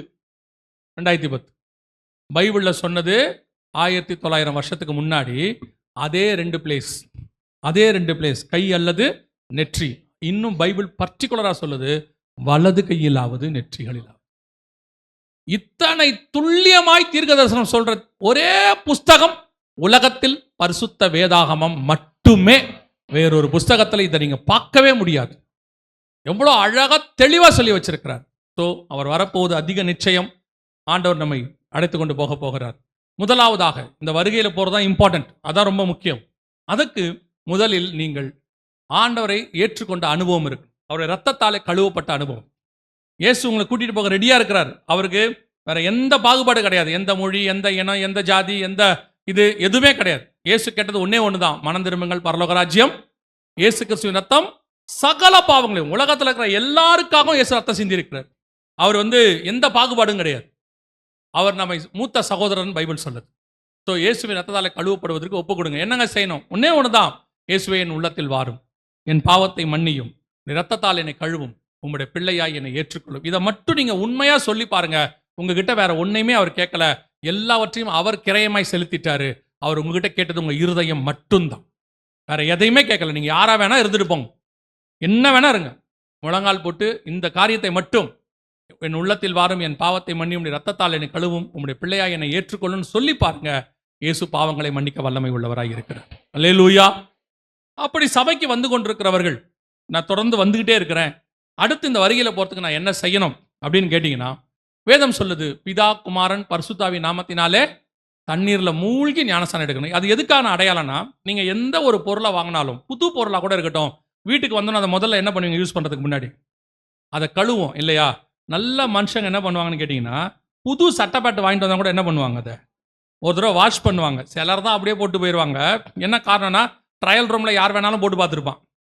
அதனால என்ன பண்ணுவாங்கன்னா, எந்த ஒரு பொருளை கொண்டு வந்தாலும் முதல்ல என்ன செய்வோம்? பேசிக்கா என்ன பண்ணுவோம்னா, நம்ம அதை கழுவும் எடுப்போம். நம்ம அதே மாதிரி தான் நம்ம ஆத்மாவை கர்த்தர் பரலோகத்துக்கு கூட்டு போக போறார். அவர் உலகத்திலிருந்து வேறு பிரிச்சோம், நான் பாவத்துக்கு மரித்து நீதிக்கு உயிர்த்தெழுகிறேன், புது மனுஷனா மாறுறேன்றதுக்கு அடையாளமாகத்தான் ஆண்டவர் என்ன செய்யறாரு? ஞானஸ்நானத்தை சொல்றாரு. இவங்க வச்சதுனால ஆண்டவர் வைக்கல, ஆண்டவர் ஞானஸ்நானத்தை வச்சாரு. அதை பார்த்து தான் அந்த உலகம் ஃபாலோ பண்ணிக்கிட்டு இருக்கு. எல்லாத்தையும் கழுவணும்னு சொல்லிட்டு இருக்கிறான். தண்ணி போட்டு எல்லாமே தண்ணியில கழுவுறாங்களா? எதை எடுத்தாலும் தண்ணியில என்ன செய்யறாங்க? ஒரு தடவை தண்ணியில அலசிருங்கம்பாங்க. அது எதுல இருந்து வந்துச்சுன்னா, 2000 வருஷத்துக்கு முன்னாடி ஆண்டவர் சொன்னது எது? ஞானஸ்நானம் எடுத்தல். ஸோ ஒருவன் ஜலத்தினாலும் ஆவியினாலும் பெறவாவிடில் பரலோகத்தில் பிரவேசிக்க முடியாது. ரொம்ப இம்பார்ட்டன்ட். அடுத்து மூணாவது, எபேசியர் 4:30 சொல்லுது, ஒரு ஆவிக்குரிய சபை மீட்கப்படும் நாளுக்கென்று முத்திரையான பரிசுத்த ஆவி, இந்த ஆவியானவரால் நடத்தப்படுகிற சபைக்கு உங்களை ஐக்கியமா இணைச்சுக்கொள்ளுங்க. பரிசுத்தான அபிஷேகத்தை பெற்றுக்கொள்ளுங்க. பெற்றுக்கொள்றதுக்கு என்ன செய்யணும்? ஒன்றும் செய்ய வேணாம், முழங்கால் போட்டு ஜெபம் பண்ணீங்கன்னா போதும். வேதம் சொல்லுது, வாஞ்சியும் தவணமுள்ள ஆத்துமாக்களை கர்த்தர் என்ன செய்யறாரு? நிரப்புகிறார். நீங்க கேட்டீங்கன்னா போதும், ஆவியான நிரப்ப. இப்பவும் சொல்றேன், ஒரு சிலர்லாம் சொல்லுவாங்க, பரிசுத்த ஆவியெல்லாம் கிடையாதுங்க, அப்படிலாம் ஒன்றும் இல்லை, அது ஒரு ஆள் தத்துவமே இல்லை, ஜஸ்ட் அது ஒரு பவர் அப்படிம்பாங்க. பரிசுத்த ஆவியானவர் தான் சபையை நடத்துகிறவர், ஆவியானவர் தான் சபையில் பேசுகிறவர், பரிசுத்த ஆவியானவர் தான் உங்களை கொண்டு போய் பரலோகத்தில் சேர்க்க போகிறவர். பரிசுத்த ஆவியான அபிஷேகத்தை பெற்றதால் நான் சொல்லுகிறேன், ஆவியானவர் உண்டு, அவர் தான் சபையை கொண்டு போய் பரலோகத்தில் சேர்க்க போகிறார். அல்லேலூயா. இது சபையில் நடக்கிற அபிஷேக கூட்டத்திலையும் கலந்து கொள்ளலாம். அப்படி இல்லை, எனக்கு சபைக்கு வர்றதுக்கு அல்லது வந்து போகிறதுக்கு அந்த நேரத்துக்கு வந்து போக முடியாது, வீட்டுக்கு தெரியாது அப்படின்னு சொன்னீங்கன்னா, வீட்டில் யாரும் இல்லாத போது முழங்கால் போட்டு நீங்கள் நல்லா ஜெபம் பண்ணுங்க, ஆவியானவர் உங்களை நிரப்ப வல்லமை உள்ளவராக இருக்கிறார். அல்லேலூயா. நாலாவது, அப்போஸ்தலர் நடவடிக்கை 2:40 சொல்லுது, மாறுபாடான சந்ததியை விட்டு விலகி உங்களை ரட்சித்துக் கொள்ளுங்கள். உங்களுக்கும் உலகத்துக்கும் என்ன இருக்கணும்? வேறுபாடு, வித்தியாசம் இருக்கு. ரோமர் 12 வாசிக்கிறோம் இல்லையா? 1-3 வசனத்துக்குள்ள, உலகத்துக்கு ஒத்த வேஷம் தரிக்காதிருங்கள்னு வேதம் சொல்லுது. இன்னைக்கு சபை அந்த இடத்துக்கு போயிருச்சு, உலகத்துக்கு ஒத்த வேஷம். ஆண்டவர் அருவருக்கிற மிக முக்கியமான விஷயம் என்னன்னா, சபையும் உலகமும் கலக்கிறது. நோவா காலத்தில் உலகம் அழியறதுக்கு இருந்ததான மிக முக்கியமான ஒரு காரணமாக ஆண்டவர் சொல்றாரு, தேவபுத்திரர் மனுஷகுமாரத்தியோட என்ன செஞ்சாங்களாம்? இணைஞ்சாங்களாம். அதே மாதிரிதான் இப்ப சபை என்ன செஞ்சுக்கிட்டு இருக்குன்னா, உலகத்தோடு கூட தன்னை இணைத்துக் கொள்ளுகிறது. உலகம் எப்பவுமே அட்ராக்ஷன், அது கவர்ச்சி. உலகத்துல உள்ளது என்னது? கவர்ச்சி. நல்லா கவனிச்சு பாருங்க, கவர்ச்சியா இருக்கிறது எல்லாமே நன்மையா இருக்காது. ஆனா பல நேரத்துல நன்மையானது கவர்ச்சியா இருக்காது. ஜீவ விருட்சம் இயேசு கிறிஸ்து வசனம் சொல்லுது, அவர் சிலுவையில தொங்கும்போது எப்படி இருந்தாராம்? விரும்பத்தக்க ரூபம் அவருக்கு இல்லாதிருந்தது. ஆனா அந்த சிலுவையில தான் உங்களுக்கு எனக்கும் மீட்பு கிடைச்சிச்சு. இந்த உலகம் கவர்ச்சி, அட்ராக்ஷன், உன்னை இழுக்கும். பார்க்கும் போது அப்படியே ஓ இது இருந்தா டவுன் டு எர்த்தும்பா. என்னது? Down to earth. எனக்காக வானத்திலிருந்து இறங்கி வந்த தேவதைம்மா. கல்யாணம் பண்ண பிறகுதான் தெரியும் அது பாதாளத்திலிருந்து ஏறி வந்த மிருகம்னு. அது வரைக்கும் அவனுக்கு தெரியாது. அவன் நினச்சிப்பான் அது வானத்திலிருந்து இறங்கி வந்த தேவதைன்னு. அதுக்கப்புறம் தான் இந்த விஷயமே தெரியும். ஆனால் ஒன்று, அப்படி பண்ணுறவன்லாம் ரட்சிக்கப்பட்டுறான். அடிக்கிற அடியில் நம்ம சொன்னால் கேட்க மாட்டாம்ல, ஆண்டவர் அதுக்கப்புறம் யார்ட்டையே பிடிச்சி கொடுக்குறாரு. இந்த மாதிரி உலகத்துக்கு ஒத்த வேஷம் தரிக்காதருங்கள், ரொம்ப கேர்ஃபுல்லாக இருங்க. அதுவும் இந்த காலத்தில் சபைக்குள்ள உலகத்தை கொண்டு வராதிங்க. அங்கே ஆடுற ஆட்டம், அங்கே பாடுற பாட்டம், அவன் குதிக்கிற குதி. நீங்கள் பாடுறீங்களா பாடுங்க, ஆவியில் நிரம்பி பாடுறீங்களா பாடுங்க. ஆனால் சினிமாக்காரன் பாடுற மாதிரி பாடாதீங்க. நீங்க ட்ரெஸ் பண்ணுங்க. வசனம் சொல்லுது, எல்லாவற்றையும் அனுபவிக்க எனக்கு அதிகாரம் உண்டு, ஆனால் எல்லாமும் எனக்கு தகுதியா இருக்காது. யோசிச்சு பாருங்க, இவரு இங்கிலாந்துக்கு கிங் இருக்கிறாரு, சார்லஸ் இருக்கிறாரு. அவரு ஜனாதிபதியா ட்ரம்பை பார்க்க வரும்போது அவர் ஷார்ட்ஸும் டிஷர்ட்டும் போட்டா எவனா கேட்க போறானா? அவரை ஏதாவது கேட்பானா? ஆனால் அது தகுதியாக இருக்காது. ஒரு ராஜாவை பார்க்க போறோம், அங்க ஒரு பிரசிடென்ட் இருக்கிறாரு. அப்ப நம்ம ஒரு புரோட்டோகால் இதுதான் அப்படின்னு ஒரு இருக்குல்ல. இப்போ நீங்கள் ஸ்கூலுக்கு போகிறீங்க, உங்களுக்கு ஆசை தான் இல்லையா? இப்போ நீங்கள் சர்ச்சுக்கே வாங்க, உங்களுக்கே பாருங்க, ஷார்ட்ஸும் டிஷர்ட்டோட வரது உங்களுக்கு வசதியா இல்லையா? நைட்டியோட வர சொன்னால் நீங்கள் வருவீங்களா மாட்டிங்களா? ஆமாம் தானே? கடை கிடைக்கலாம் அங்கேயே போயிடுறீங்க, ஒரு டவலை மேலே போட்டு நீங்கள் பாருங்க, கொஞ்சம் ஏமாந்தா சர்ச்சுக்கு வந்துடுவீங்க. நீங்கள் நாங்கள் விட்றதில்ல. சகோதரர்கள்லாம் கொஞ்சம் ஏமாந்தா அவன் டிஷர்ட்டும் ஸ்லீவ்லெஸ் பனியனும் போட்டு ஹாய் பாஸ்டர்ன்றான் வந்து உள்ளுக்குள்ள. சரியா? அடுத்து நடந்துடும், அதுவும் நடக்கும். அது தகுதியா இருக்குமா? தகுதியா இருக்காது. பரலோகத்தில் அந்த கேருபீன்கள், ஏசாயா புஸ்தகம் சொல்லுது, கேருபீன்கள் என்ன செய்தான்?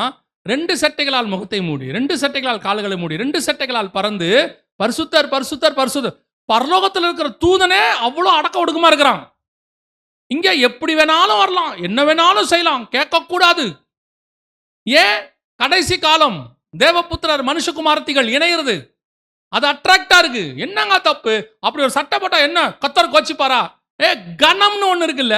ஏன் உன் பையனை நீ அனுப்பிவிட ஸ்கூலுக்கு யூனிஃபார்முக்கு, அதுக்கு பதிலா வெறும் உங்க பையனை 4வது படிக்கிற பையனுக்கு பனியனும் ஜட்டியும் போட்டு அனுப்பி விடுங்களேன்.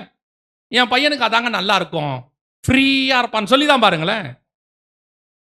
அந்த ஸ்கூலுக்குன்னு ஒரு கனம் இருக்குல்ல, அதே மாதிரி ஆலயத்துக்குன்னு ஒரு கனம் இருக்குல்ல. நீங்க போய் பாருங்க, ஒரு சட்டசபைக்கு போகணும்னா அதுக்கு ஒரு கனம், அதுக்கு ஒரு ட்ரெஸ் இருக்கு, அதுக்குன்னு ஒரு ஒழுக்கம் இருக்கு. ராணுவத்தில் இருக்கணும், அதுக்குன்னு ஒரு ஒழுக்கம் இருக்கு. ஆனா சர்ச்சுக்கு எப்படி வேணாலும் வரலாம். பிரசங்கியார் அப்படி பிரசங்கம் பண்றான், இவெல்லாம் என்ன பிரசங்கியார்னே தெரியல.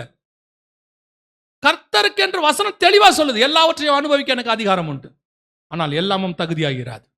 உலகத்தை சபைக்குள்ள கொண்டாடாதீங்க, எதுலையும் கொண்டாடாதீங்க.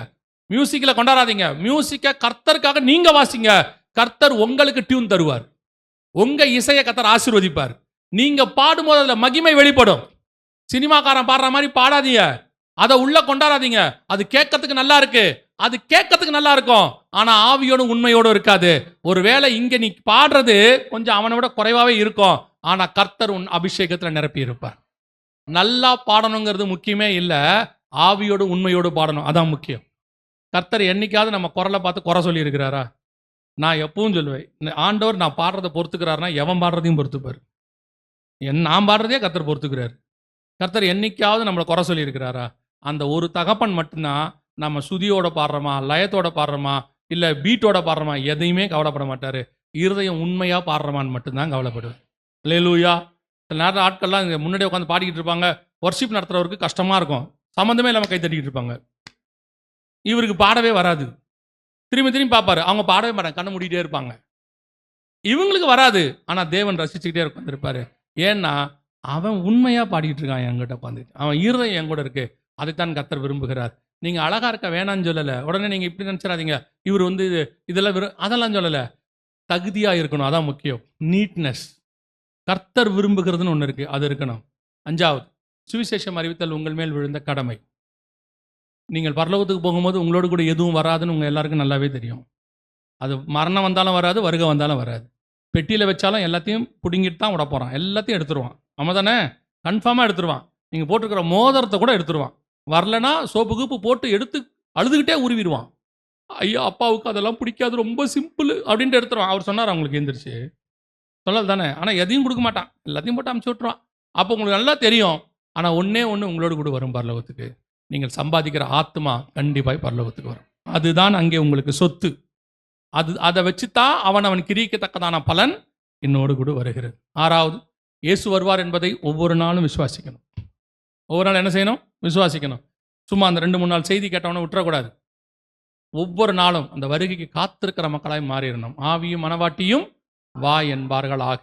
ஸோ 7வது, கடைசியாக, முடிவு பரியந்தம் நிலைநிற்கிறவனே இந்த 6லும் கடைசி வரைக்கும் நிற்கணும். அடைந்த ரட்சிப்பு, எடுத்த ஞானசானம், பெற்றுக்கொண்ட அபிஷேகம், வாழ்கிற வேறுபாடுள்ள வாழ்க்கை, சொல்கிற சுவிசேஷம், விசுவாசிக்கிற வருகை, இந்த 6லும் கடைசி வரைக்கும் நின்னீங்கன்னா கர்த்தருடைய வருகையிலே பிரவேசிப்பது எளிது. அல்லேலூயா. சரி, கவனிங்க. ஒரே ஒரு காரியம் மட்டும் உங்களுக்கு சொல்லிடுறேன். இந்த சுவிசேஷம் இப்போ நீங்கள் எல்லாத்தையும் கேட்டீங்க இல்லையா? ஒரு சிலர் எங்ககிட்ட கேட்டதுனால நாங்கள் சொல்கிறோம். ஒரு சிலர் இதெல்லாம் நாங்கள் போய் எங்கள் சொந்தக்காரங்களுக்கு சொல்லணும், ஃப்ரெண்ட்ஸுக்கு சொல்லணும், அவங்கள சுவிசேஷம் சொல்லணும். ஸோ நாங்கள் ஏதாவது அந்த மாதிரி விஷயங்கள் எங்களுக்கு கிடைச்சா நல்லா இருக்குமே அப்படின்னு கேட்டாங்க. ஸோ அவங்களுக்காக என்ன பண்ணோன்னா, இப்படி ஒரு ட்ராக்ஸ் ஒன்று போட்டிருக்கோம். நல்லா கவனிங்க. இது வந்து இந்த கடைசி காலத்தை பற்றினதான ட்ராக்ஸ் இங்கே இருக்குது. இதெல்லாம் எழுதி இருக்குது. பின்னாடி உங்கள் சர்ச் அட்ரஸ் போடுறதுக்கு இடம் வச்சுருக்குறோம். இங்கே இந்த ட்ராக்ஸை வந்து பின்னாடி வெளியே இருக்கும். ஒரு ஆளுக்கு ஒரு 5 தான் கொடுப்பாங்க, இல்லைன்னா 3 தான் தருவாங்க. ஏன்னா நீங்கள் நிறைய வாங்கிட்டு போய் என்ன பண்ணுவீங்கன்னு உங்களுக்கு தான் தெரியும்ல, எனக்கும் தெரியும். கொண்டு போய் பரண மேலே போட்டு என்ன பண்ண போகிறீங்க, நீங்கள் ஜோ பண்ணிக்கிட்டு இருப்பீங்க இல்லையா? அதனால் ஒரு 3ஓ 5ஓ தான் தருவாங்க, வெளியே இருக்கும். நீங்கள் என்ன பண்ணணும்னா, வாங்கி கொண்டு போயிட்டு உங்களுக்கு தெரிஞ்ச நண்பர்கள், சொந்தக்காரர்கள், ரட்சிக்கப்படாமல் இருக்கிறவங்க, ஆண்டவர் அறியாத இருக்கிறவங்கள பேரை எழுதி வச்சு ஜோம் பண்ணணும். ஒரு 3 நாளைக்கு, ஒரு வாரத்துக்கு நல்லா ஜோம் பண்ணுங்க அவங்களுக்காக. ஜெபிச்சுட்டு அதுக்கப்புறம் இந்த ட்ராக்ஸை கொண்டு போய் கொடுங்க. அந்த ஆத்மாக்களை கர்த்தர் உங்களுக்கு தருவதற்கு வல்லமை உள்ளவராக இருக்கிறார். கண்டிப்பாக அவங்க ரட்சிக்கப்படுவாங்க. உங்கள் ஜெபத்தோட போங்க, கர்த்தர் வாசலை திறப்பார். அல்லேலூயா. இது வெளியே பின்னாடி இருக்கும், நீங்கள் வேணால் வாங்கிக்கலாம், ஃப்ரீ தான், காசெல்லாம் கிடையாது. ஆனால் வேஸ்ட் பண்ணாதீங்க. ஏன்னு சொன்னால் இதை ஒரு 2 ஃபேமிலிக்காரங்க அடிச்சு கொடுக்குறாங்க. நான் எழுதுனதோடு சரி, அது அவங்க தான் அடிச்சு கொடுக்குறாங்க. ஸோ அவங்க வருமானத்துலேருந்து அவங்க அடிச்சு கொடுக்குறாங்க. ஸோ அதை வேஸ்ட் பண்ணாதீங்க. அது அவங்களுடைய உழைப்பு, அவங்க ஊழியமாக இதை செய்கிறாங்க. ஸோ வேஸ்ட் பண்ணாதீங்க. நாம் இப்போ ஜெபிக்க போகிறோம். எந்திரிக்கலாமா நம்ம தேவ சமூகத்தில்?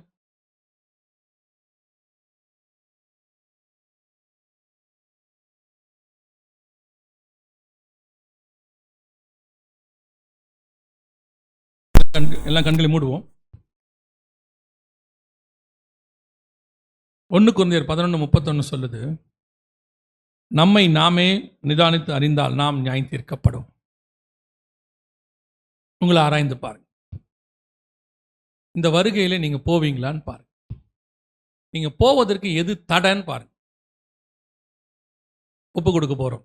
எது தடையா இருந்தாலும் ஆண்டவர்கிட்ட ஒப்பு கொடுங்க. உங்க ஆவி, ஆத்மா, சரீரம் கர்த்தரை சந்திப்பதற்கு ஆயத்தமா இருக்குதான்னு பாருங்க. கர்த்தரை சந்திப்பதற்கு ஆயத்தமா இருக்குதா அப்படின்னு பாருங்க. எந்த தடையா இருந்தாலும் நீங்க ஒப்பு கொடுங்க ஆண்டவர்கிட்ட. உங்களுக்கும் அவருக்கும் நடுவில் எது இருக்குன்னு பாருங்க.